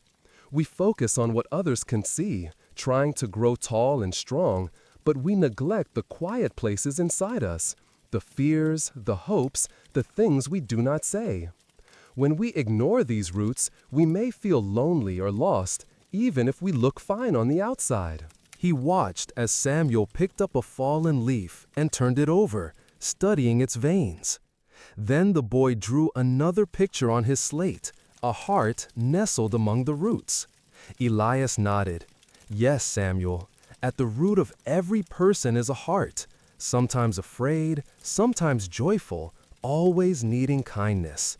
The Buddha taught that true understanding comes from looking deeply, from listening not just to words, but to silence, to the questions that have no easy answers." He invited Samuel to close his eyes and listen, not just to the wind in the branches, but to the quiet inside himself. Notice your breath, the rise and fall of your chest. Feel the ground beneath you, the steady support of the earth. Imagine your own roots growing down, connecting you to all living things. For a few moments, they sat together in stillness. Samuel's body relaxed, his shoulders dropping, his breath slowing. When he opened his eyes, he seemed lighter, more at ease. Elias shared a story from the Buddha's life. Once, a young disciple came to the Buddha, troubled by doubts he could not express. The Buddha did not demand answers or explanations. Instead, he sat quietly with the boy, offering presence and patience. In time, the disciple found his own way, his roots nourished by the simple act of being seen and accepted. Samuel drew one last picture, two figures sitting side by side beneath a tree, their roots intertwined. Elias smiled. "That is the gift we give each other, Samuel. When we listen with our hearts, when we sit together in silence, we help each other grow strong. Even when words fail, kindness and attention can reach the deepest roots. As the sun began to set, painting the sky in shades of pink and gold, Elias and Samuel returned to the village. The market was closing, stalls emptying, families heading home with baskets full and spirits high. Samuel waved goodbye, his slate tucked under his arm, his step lighter than before. But as Elias walked through the square, he saw Samuel pause near a group of children playing by the fountain. One of them called out, "Why don't you ever talk, Samuel?" Another teased, "Are you afraid or just strange?" Samuel hesitated, hugging his slate tightly, uncertainty flickering across his face. Elias watched, his heart aching with recognition. He approached the children and knelt beside them. "Sometimes the deepest questions are the ones we cannot speak," he said gently. "Samuel has a gift for seeing what lies beneath, for noticing what others might miss. Can you imagine what it would be like to listen without words, to understand with your heart?" The children grew quiet, curiosity replacing mockery. Samuel shyly showed them his drawings, the tree, the roots, the hearts entwined. One girl traced the lines with her finger and whispered, "It's beautiful." Another boy nodded, "I wish I could draw like that." A sense of acceptance blossomed among them. The children invited Samuel to join their game, and though he remained mostly silent, his laughter soon mingled with theirs, light and clear as a bell. That evening, Elias reflected on the power of silent questions, the mysteries we carry, the longing to be understood, the courage it takes to share even a piece of ourselves. He knew that not every question has an answer, but every question deserves compassion. He prepared a simple meditation for the night. Sit quietly, feeling the support of the earth beneath you. Bring to mind a question you hold in your heart, one you may never have spoken aloud. Notice how it feels in your body. Is there tension, warmth, sadness, hope? Breathe gently, allowing yourself to rest with the question without demanding an answer. Trust that, like the roots of a tree, your question connects you to all beings who wonder, who long, who seek. For those listening tonight, perhaps you too have carried silent questions, the ones you cannot put into words, the ones that linger in your heart. Notice how your body feels, the ache of uncertainty, the hope for connection, the comfort of being seen. These are natural human experiences. You are not alone. What if, instead of hiding your questions, you allowed yourself to share them, even in silence? What if you trusted that your roots, though unseen, are worthy of care and kindness? The Buddha teaches, if you light a lamp for someone else, it will also brighten your path. Tonight, as you prepare for sleep, invite yourself to honor your own roots. Feel the support of your bed, the softness of your breath, the gentle presence of those who care for you. Before you drift into dreams, ask yourself, what silent questions live in my heart? How might I nourish my roots, with rest, with honesty, with gentle attention? Can I offer the same presence to others, trusting that we all grow stronger together? May you rest peacefully, rooted in kindness and curiosity, and awaken ready to meet the day with an open heart. Story 21, The Fisherman's Empty Net.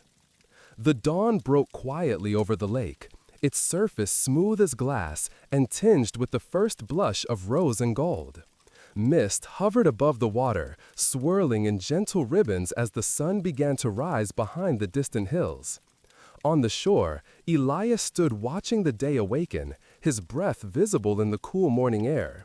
He listened to the hush, the faint splash of a fish, the soft call of a heron, the creak of old wooden boats tied to the dock. A little farther down the bank, a fisherman named Peter was hauling in his net after a long night on the water. His shoulders were stooped, his hands raw from rope and cold, and his face drawn with fatigue. Each time he pulled the net from the lake, it came up nearly empty, just a few small fish glinting in the early light, not enough to feed his family or sell at the market. Elias approached quietly, offering a gentle greeting. "Good morning, Peter. The lake is beautiful today." Peter managed a tired smile but shook his head. "It may be beautiful, Master Elias, but it is stingy. I have fished all night and caught almost nothing. My children will go hungry again, and I do not know how much longer I can keep trying." Elias sat beside him on the damp stones, gazing out across the water. For a while, they watched the mist drift and dissolve, saying nothing. Then Elias spoke softly. "Sometimes, when we seek only what we desire, we overlook the gifts that are already present." Peter looked at his empty net, frustration clouding his eyes. What gift is there in failure, in coming home with nothing? Elias reached into the net and gently freed a small silver fish, returning it to the lake. The Buddha taught that suffering arises from attachment, from our longing for things to be different than they are. We measure our worth by our success, our happiness by what we gain. But life is more than full nets and heavy baskets.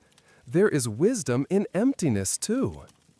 He invited Peter to close his eyes and listen, to the lapping of water against the boat, the wind in the reeds, the steady rhythm of his own breath. "Notice what is here, right now," Elias said. "The strength in your arms, the coolness of the air, the beauty of the sunrise. These things are not less real because your net is empty." Peter sighed, letting his shoulders relax. "But how do I feed my family with sunrise and wind?" Elias nodded, understanding the ache beneath the question. "We must act, of course. We must work, strive, and care for those we love. But if we tie our peace only to outcomes, we become prisoners of fortune. Sometimes the empty net teaches us humility, patience, and faith. It reminds us that we are not in control of all things, and that even in disappointment, there is room for gratitude." He shared a story from the Buddha's life. Once, the Buddha and his followers went begging for alms in a village struck by famine. Many days their bowls remained empty. Yet the Buddha thanked each householder, whether he received food or not. He taught his disciples to bow to both abundance and lack, to greet each moment with equanimity. Peter looked out at the lake, the worry in his eyes softening. "I want to believe that, Master Elias, but it is hard. My children cannot eat patience." Elias smiled gently. "No, they cannot. And yet, you give them more than fish. You give them your effort, your presence, your love. Even when the nets are empty, you return to the water. You do not abandon hope. This, too, is nourishment." He encouraged Peter to rest a while, to feel the earth beneath him, to let go of striving for just a moment. As they sat together, the sun climbed higher, burning away the last of the mist. Birds swooped low over the water, and dragonflies danced above the lilies. "In modern life," Elias continued, "we are taught to chase results, to judge ourselves by what we achieve. But the Buddha reminds us that true peace comes from meeting each moment as it is, not with resignation, but with acceptance. When we release our grip on expectation, we make space for wonder, for learning, for unexpected gifts." Peter closed his eyes, breathing deeply.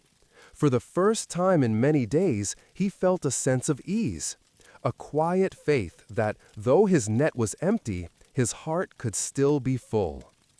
When he opened his eyes, he noticed a group of children playing nearby, laughing as they skipped stones across the water. One of them waved, and Peter smiled back, feeling a flicker of joy. He realized that his worth was not measured by the weight of his catch, but by the love he brought home each day. As the morning wore on, Peter and Elias watched other fishermen return to shore. Some had nets heavy with fish, others empty like Peter's. Yet among them, camaraderie prevailed. They shared stories of storms weathered, seasons of plenty and want, and offered each other bread and hot tea from battered flasks. Peter found comfort in this fellowship, realizing that he was not alone in his struggle. Later, an elderly fisherman named Harold approached, carrying a basket filled with his morning's catch. Seeing Peter's empty net, Harold pressed several large fish into his hands. "Take these for your family," he said simply. "Next time, perhaps the lake will favor you." Peter's eyes filled with gratitude, and he promised to repay the kindness when fortune turned. Elias watched the exchange, his heart warmed by the quiet generosity that flowed between neighbors. "You see, Peter," he said, "sometimes the net is filled not by our own efforts, but by the compassion of others." The Buddha taught that interdependence is the nature of all things. When we accept help with humility, we honor the web of life that connects us all. Peter nodded, feeling the truth of these words settle deep within him. He helped Harold mend a torn net, and together they laughed about the tricks of the fish and the unpredictability of the water. By midday, the two men parted as friends, their burdens lighter. That evening, as the sky faded to indigo and the stars appeared one by one, Peter returned home. He hugged his children tightly, told them stories of the sunrise and the heron's flight, and found comfort in their laughter. His net was empty, but his heart was at peace. After supper, Peter walked outside and stood by the lakeshore, listening to the gentle lap of waves. He remembered Elias's words and the Buddhist teachings. He realized that emptiness was not a curse, but a teacher, a reminder to trust, to receive, to begin again. The lake, ever changing, held lessons in both abundance and lack. For those listening tonight, perhaps you too have known the ache of empty nets, the disappointment of unmet hopes, the fear of not having enough, the struggle to find meaning in loss. Notice how your body feels, the heaviness in your chest, the tension in your jaw, the longing for reassurance. These are natural, human experiences. You are not alone. What if, instead of measuring your worth by what you catch, you honored the courage it takes to cast your net at all? What if you trusted that in emptiness there is also space for new beginnings? The Buddha teaches, let go of attachment to outcomes. Act with a pure heart and accept what comes. Tonight, as you prepare for sleep, invite yourself to lay down your nets. Feel the support of your bed, the softness of your breath, the gentle presence of all that sustains you.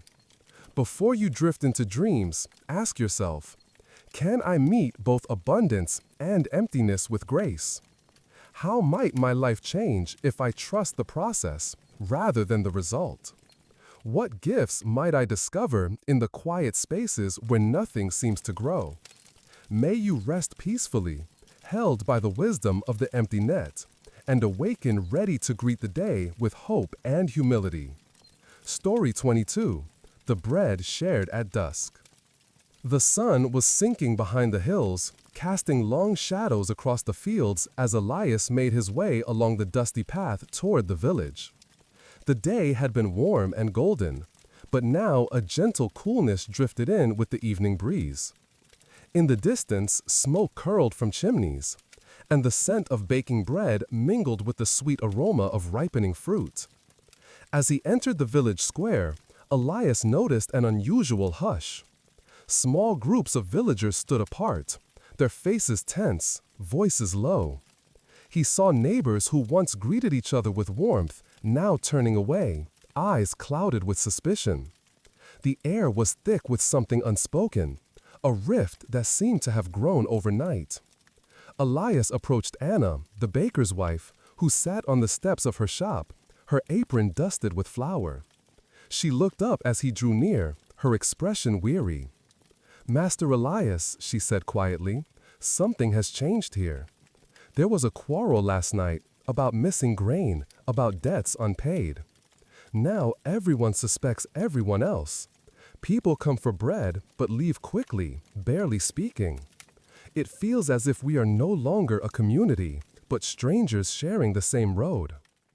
Elias listened, sensing the ache beneath her words. He gazed at the bakery window, where loaves cooled on wooden racks, their crusts golden and fragrant. An idea began to form in his mind. "Anna," he asked gently, "would you help me bake tonight? Not for sale, but for sharing." She hesitated, then nodded, relief flickering in her eyes. Together, they gathered flour, water, salt, and yeast, the simplest of ingredients.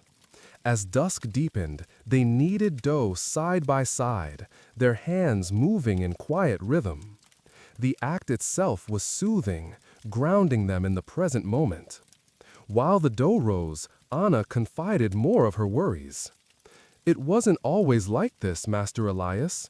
We used to celebrate together, harvest feasts, weddings, even funerals. But lately, it seems every small hardship divides us further. I fear what will happen if we cannot find our way back to one another." Elias offered a gentle smile. Sometimes, when hearts are closed by fear or hurt, it takes only a small gesture to begin opening them again. Bread is humble, but it is also sacred. It is a symbol of life, of sustenance, of trust. When the loaves were ready, Elias and Anna carried them into the square. The aroma drew curious glances. Children wandered closer, noses twitching. Without a word, Elias broke a loaf in half and offered it to a young boy nearby.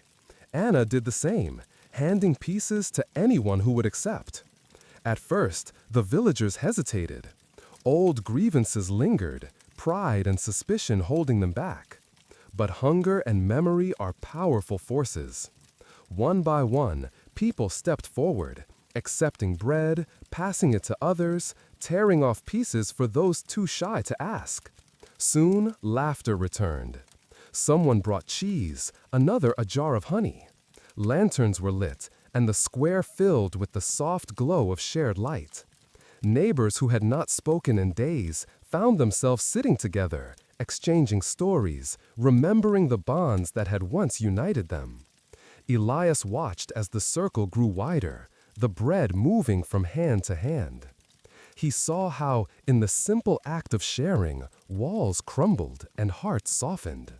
The Buddha's teaching echoed in his mind. Hatred does not cease by hatred, but only by love. This is the eternal rule. He invited everyone to sit in a great circle, passing the last loaf around until nothing remained but crumbs. In the silence that followed, Elias spoke softly. In times of fear or anger, we forget our common humanity. We see only what divides us, old wounds, unmet needs, imagined threats. But when we share what we have, however little, we remember that we belong to one another. Bread is more than food. It is a symbol of trust, of presence, of hope. He encouraged the villagers to close their eyes and listen to the sounds of laughter, the crackle of lanterns, the steady beat of their own hearts. "Notice how your body feels," he said. The warmth in your chest, the easing of tension in your shoulders, the sense of being held by the circle. This is the gift of community. Anna wiped a tear from her cheek. "I had forgotten how good it feels to be together," she whispered. Others nodded, gratitude shining in their eyes. But as the evening deepened, a new voice rose from the edge of the circle. It was Tomas, a farmer whose field bordered Anna's. His voice trembled with vulnerability. "Last night, I accused my neighbor of stealing my grain. I was wrong. I let my fear speak louder than my heart. I am sorry." A hush fell over the group. Then, the neighbor he'd accused, old Margaret, placed a hand on Tomas's arm. "We all make mistakes when we are afraid. Let us forgive each other and start anew." Elias smiled, seeing the ripple of relief move through the crowd. The Buddha taught that forgiveness is a gift we give ourselves as much as others. When we release resentment, we free our hearts to love again. Inspired by this honesty, others began to share their regrets and hopes. Stories spilled out of lost tempers, misunderstood intentions, silent suffering. Each confession was met not with judgment, but with understanding. The bread had become more than nourishment. It was a vessel for truth, for healing, for reconciliation. As the moon rose high, the villagers lingered in the square, reluctant to let the moment end. Some sang old songs, their voices weaving through the night air. Children played tag beneath the lanterns, their laughter rising like birdsong. Even those who had quarreled found themselves talking quietly, forgiveness blooming where resentment had taken root. Before leaving, Elias invited everyone to take a piece of bread home, not just to eat, but to offer to someone in need, a gesture of goodwill to carry forward. Let this bread remind you, he said, that what we share multiplies, while what we hoard diminishes. Each act of kindness plants a seed that will bear fruit in its own time. That night, as Elias walked back to the monastery, he felt the peace that comes from mending what was broken, not through grand gestures, but through small acts of care.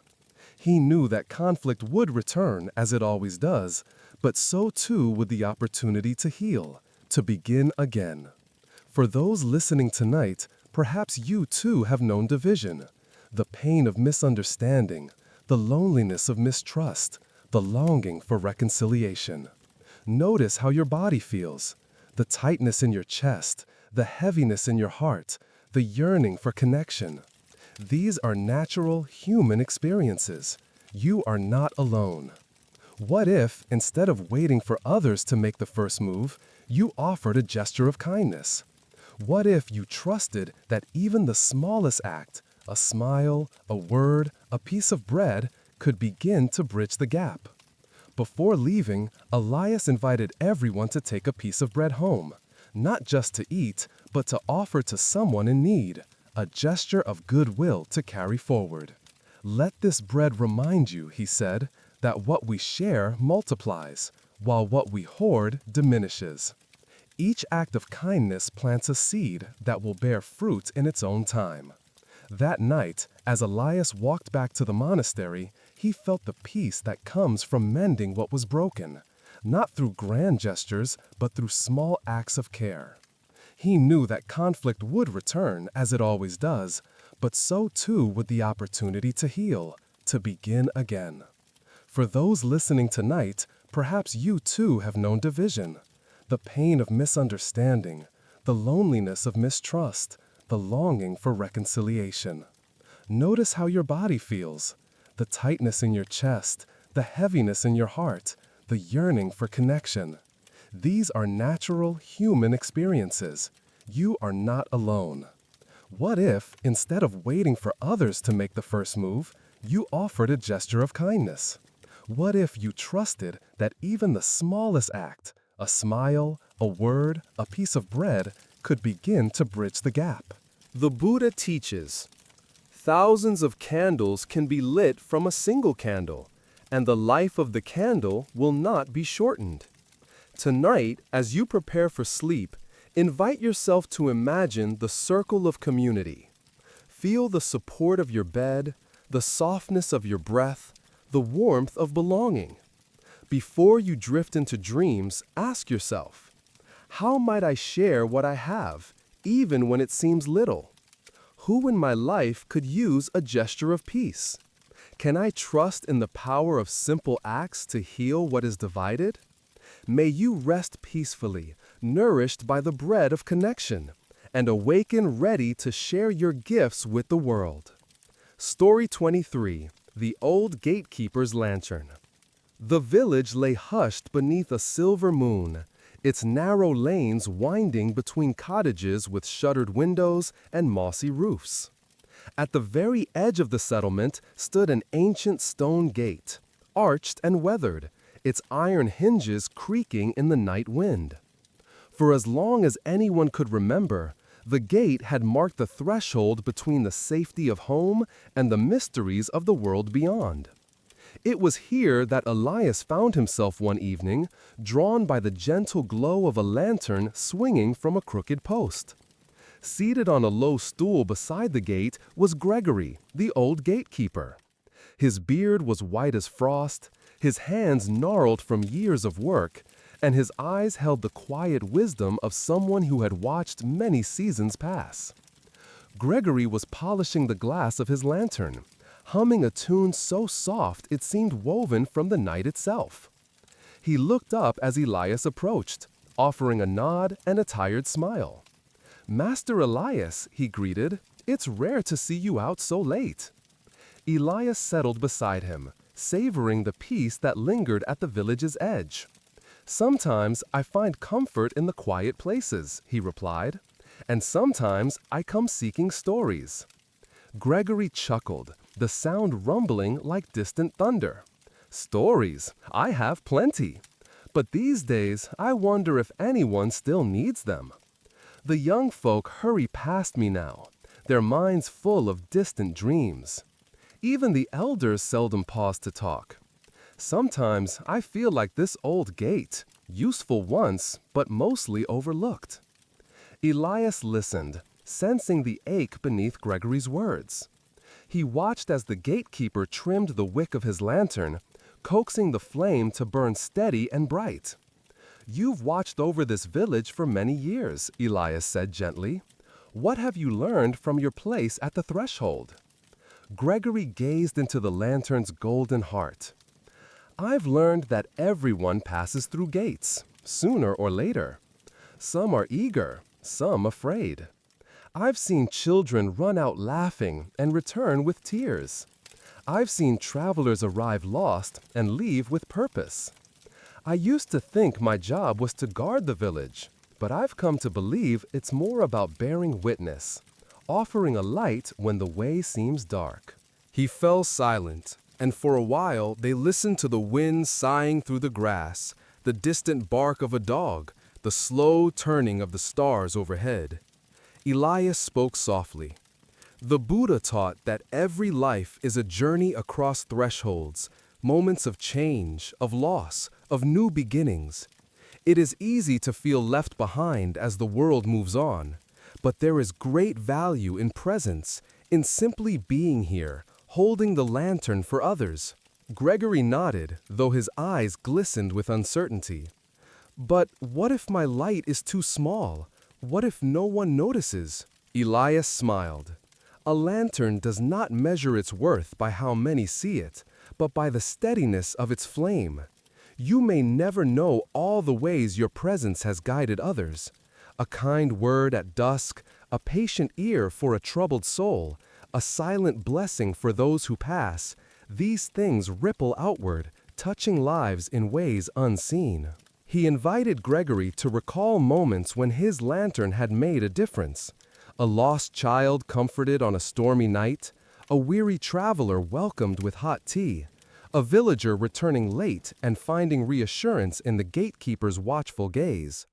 Gregory's face softened as memories surfaced. "There was a time, years ago, when a stranger came to our gates in the dead of winter.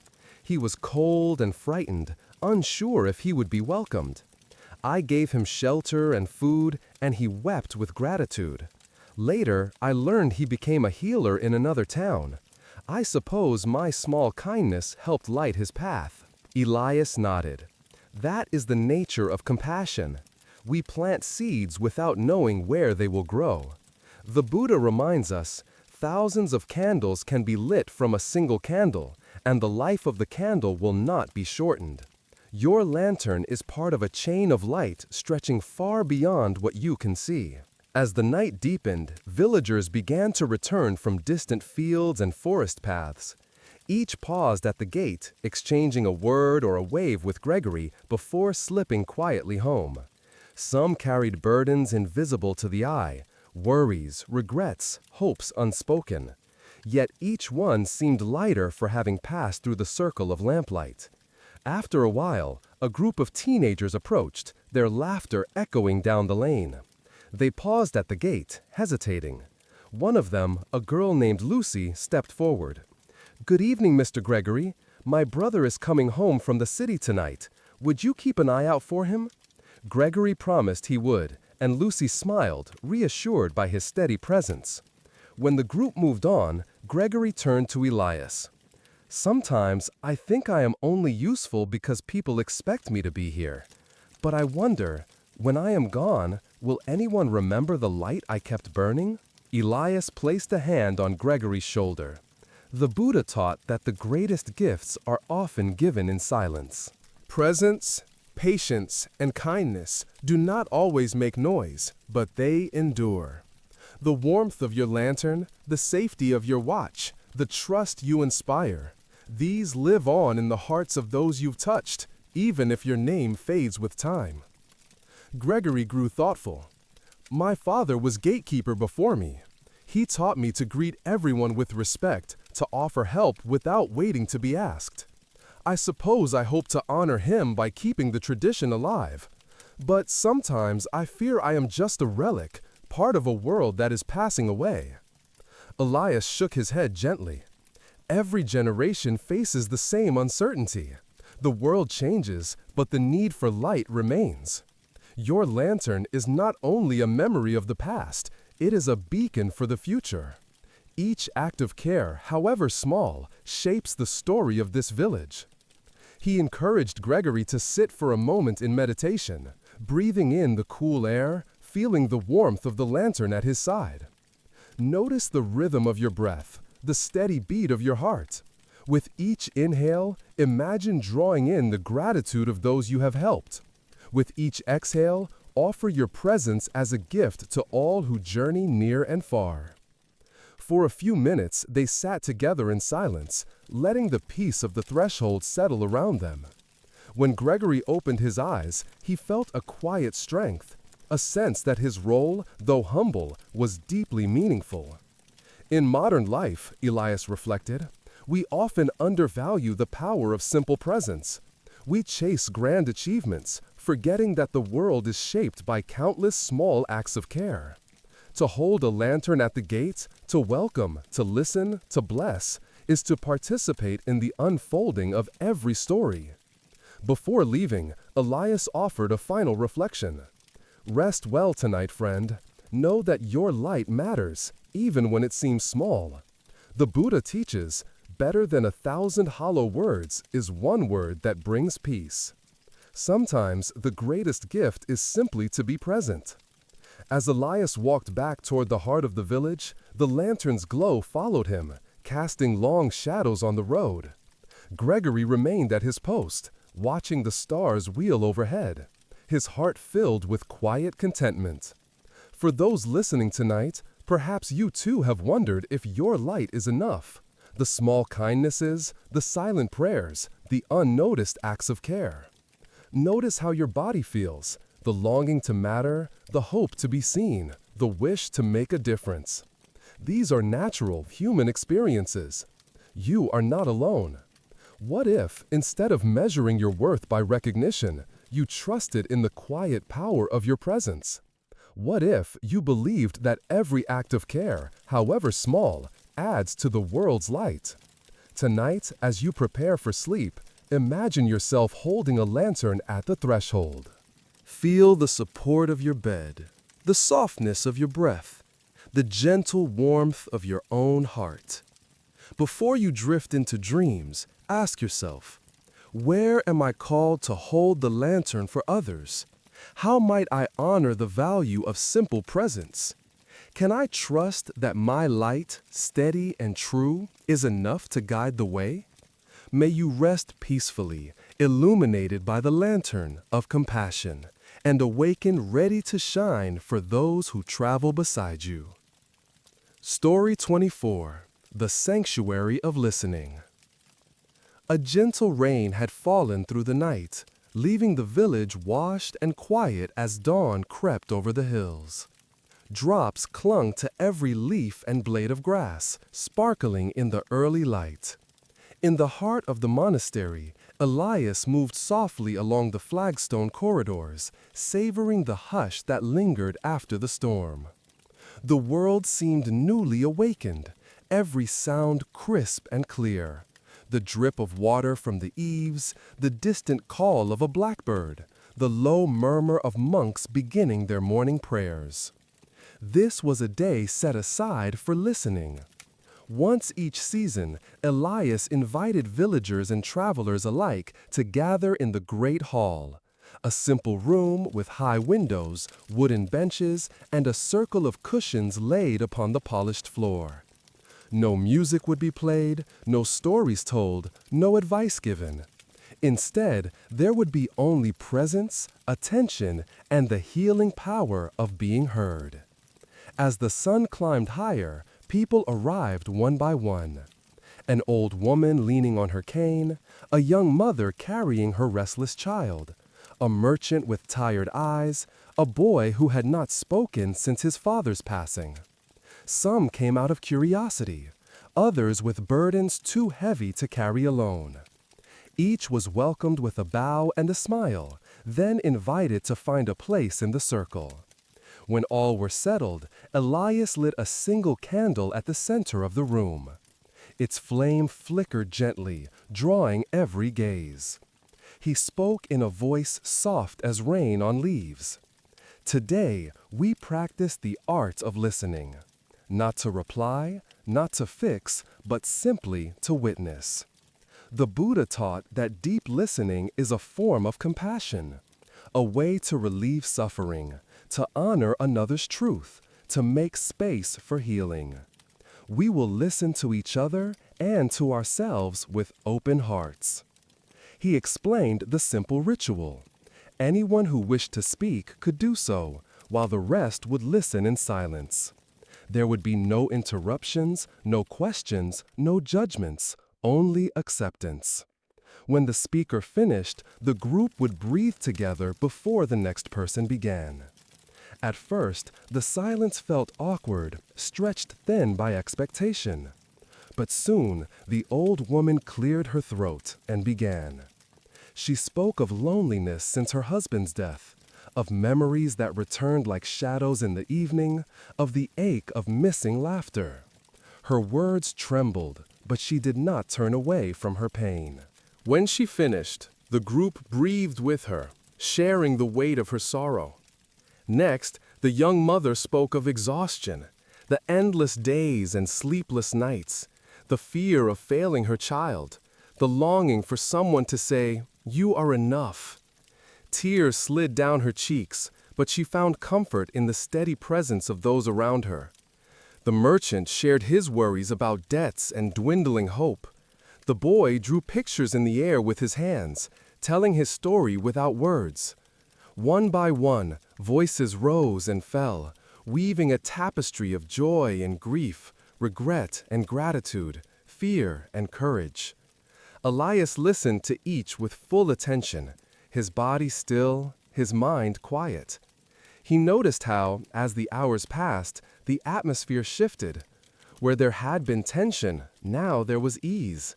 Where there had been isolation, now a sense of belonging. People who had arrived as strangers now sat shoulder to shoulder, joined by the invisible thread of shared humanity. During a pause, Elias spoke again. In modern life, we are surrounded by noise, opinions, demands, distractions. We are quick to speak, slow to listen. Yet, the Buddha reminds us, if you propose to speak, always ask yourself, is it true? Is it necessary? Is it kind? Sometimes the greatest kindness is to listen without needing to answer. He invited everyone to close their eyes and listen, not just to the sounds in the room, but to the quiet within themselves. Notice your breath, the rise and fall of your chest. Listen for the feelings beneath your thoughts, the longing, the hope, the sadness, the love. Allow whatever arises to be present, without judgment. For several minutes, the hall was filled with the music of breathing, the soft rustle of clothing, the heartbeat of silence. Some wept quietly, others smiled. A few simply rested in the rare gift of being seen and accepted. When the meditation ended, a man who had not spoken all morning raised his hand. His voice was rough but steady. I have carried anger for many years, he confessed. It has poisoned my sleep, my work, my family. Today, I felt it soften. I realized I am not alone in my struggle. Thank you for listening. Others nodded, understanding reflected in their eyes. A sense of release rippled through the group, a letting go of burdens, a willingness to trust in connection. Elias offered a final reflection. Listening is a sanctuary we can offer each other and ourselves. It costs nothing, yet it heals wounds words cannot reach. The Buddha teaches, when you listen deeply, you touch the seeds of understanding and love. May we carry this practice into our daily lives, pausing to listen, to witness, to hold space for what is true. As the gathering ended, people lingered in the hall, exchanging embraces, promises, and quiet thanks. The old woman squeezed Elias's hand, whispering, "Today I feel lighter." The young mother smiled through her tears, and the silent boy drew a bright sun on the dusty floor with his finger. That evening, as rain began again and lanterns glowed in cottage windows, Elias sat alone in the hall, reflecting on the day. He knew that the world would always be noisy, that suffering would return, that misunderstandings would arise. But he also trusted in the quiet strength of listening, a sanctuary available to all, wherever two or more gather with open hearts. For those listening tonight, perhaps you too have longed to be heard. The ache of unspoken feelings, the wish for someone to sit beside you in silence, the hope for understanding. Notice how your body feels, the tightness in your throat, the heaviness in your chest, the yearning for relief. These are natural, human experiences. You are not alone. What if, instead of rushing to fill the silence, you allowed yourself to listen? To others, to the world, to your own heart. What if you trusted that in the sanctuary of listening, healing begins? Tonight, as you prepare for sleep, invite yourself to rest in this sanctuary. Feel the support of your bed, the softness of your breath, the gentle presence of all who have ever listened with love. Before you drift into dreams, ask yourself, how might I offer deeper listening to myself and those around me? Can I trust that my presence, my attention, is enough to create healing? What burdens might I lay down, knowing I am truly heard? May you rest peacefully, sheltered by the sanctuary of listening, and awaken ready to bring this gift to the world. Story 25, The Sanctuary of Shadows. Night had fallen softly over the village, shrouding rooftops and winding lanes in a velvet hush. A crescent moon drifted behind drifting clouds, and the only lights came from lanterns flickering in windows and the faint silver glow that spilled across the monastery's stone courtyard. In this quiet hour, when most had retreated to their beds, Elias moved through the cloisters with slow, mindful steps, savoring the deep stillness that comes only after dark. He paused at the entrance to the old meditation hall, a sanctuary reserved for those who could not sleep, whose hearts were restless or troubled. Inside, the air was cool and scented with sandalwood. Shadows pooled in the corners, and the flame of a single candle danced on the altar, casting gentle patterns across the floor. Tonight, a handful of villagers had gathered there. Some sat cross-legged in silence, others leaned against the wall, eyes closed, faces drawn with worry or sorrow. Among them was Marianne, a woman known for her kindness, but lately burdened by grief. Her husband had died suddenly in the harvest fields weeks before, and since then she found herself haunted by memories and regrets, unable to rest, unable to find peace. Elias entered quietly, bowing to each person in turn. He settled beside Marianne, his presence calm and steady. For a while, they simply breathed together, letting the silence enfold them. At last, Marianne spoke, her voice trembling. "Master Elias, I am afraid of the night. When darkness falls, my mind fills with shadows, memories of what I've lost, fears for the future, things I wish I'd said or done. During the day, I can keep busy, but at night, it all returns." Elias listened deeply, nodding with understanding.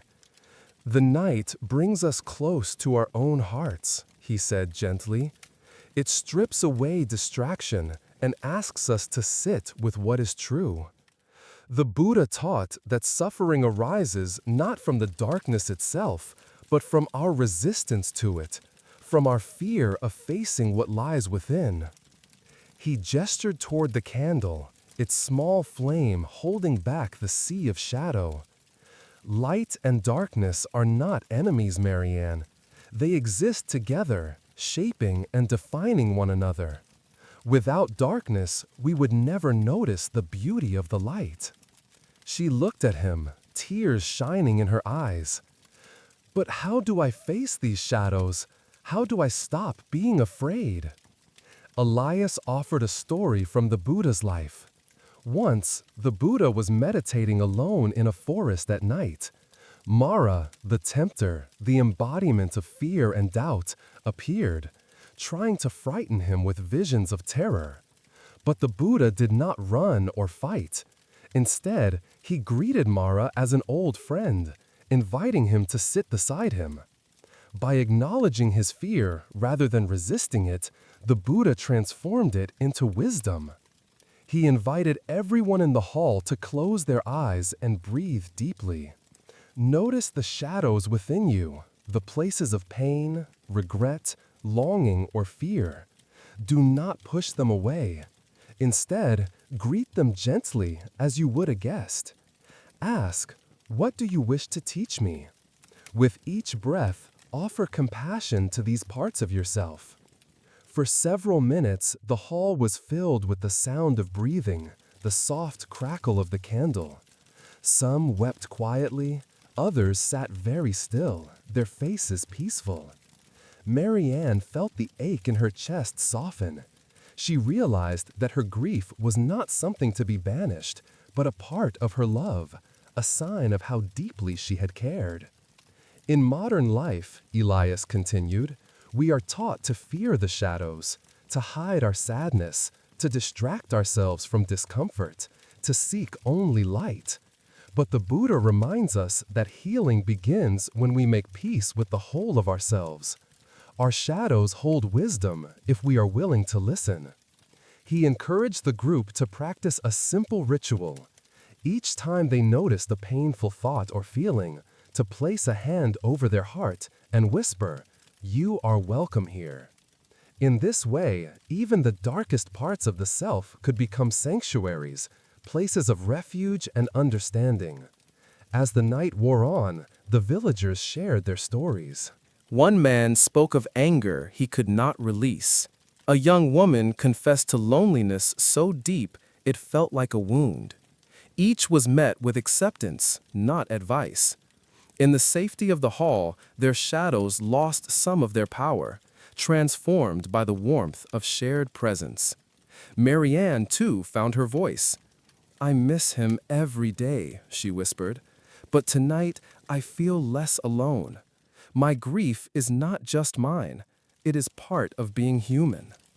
Elias smiled, his eyes kind. The Buddha teaches, better than 1,000 hollow words is one word that brings peace. Sometimes that word is simply welcome. When we welcome our shadows, we find they are not monsters, but messengers, reminding us of our capacity for love, for courage, for growth. A hush fell over the room, broken only by the soft patter of rain returning outside. The candle's flame flickered, throwing shifting shapes onto the walls. Marianne gazed at the play of light and darkness, noticing how the shadows seemed to dance with the flame rather than threaten it.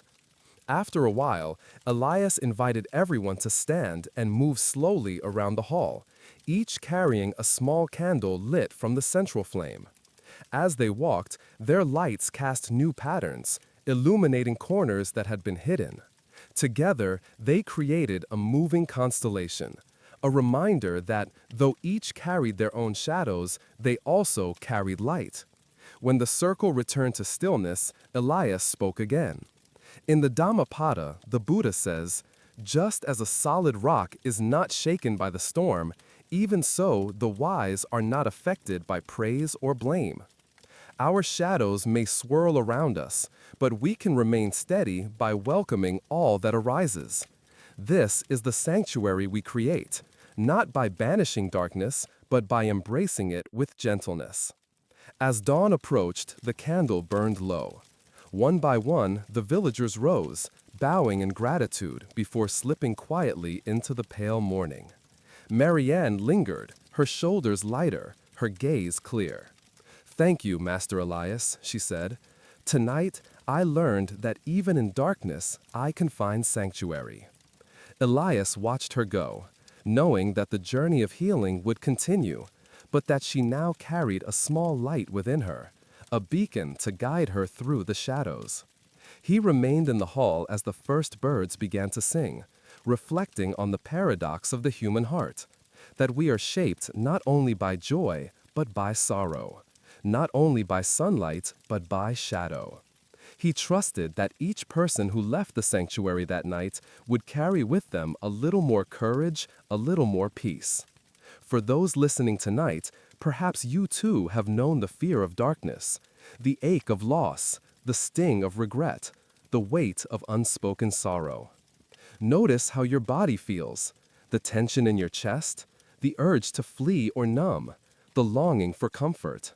These are natural human experiences. You are not alone. What if, instead of running from your shadows, you welcomed them as teachers? What if you trusted that, in the sanctuary of your own heart, even pain can be held with compassion? Tonight, as you prepare for sleep, invite yourself to rest in this sanctuary. Feel the support of your bed, the softness of your breath, the gentle presence of all who have ever faced the night with courage. Before you drift into dreams, ask yourself, what shadows am I ready to welcome? How might I offer myself compassion in the darkness? Can I trust that by embracing all of myself, I will find peace? May you rest peacefully, sheltered by the sanctuary of shadows, and awaken renewed by the quiet wisdom of the night. As our journey together draws to a gentle close, I invite you to pause and notice what lingers in your heart. Which moments from these stories spoke to you? What questions or feelings are you carrying forward into the quiet of your evening? Your reflections matter deeply. If you feel moved, please share your thoughts or experiences in the comments below. Your voice may offer comfort or inspiration to someone else on this path. If these stories have brought you peace, insight, or simply a moment of stillness, I warmly encourage you to subscribe to The Empty Boat. By joining our growing circle, you help keep this sanctuary afloat, making it possible for more souls to find rest and healing here. Thank you for being part of this voyage. May you return whenever you seek calm, wisdom, or gentle company on life's river. Until we meet again, may your days be mindful, your nights restful, and your heart as open as the empty boat.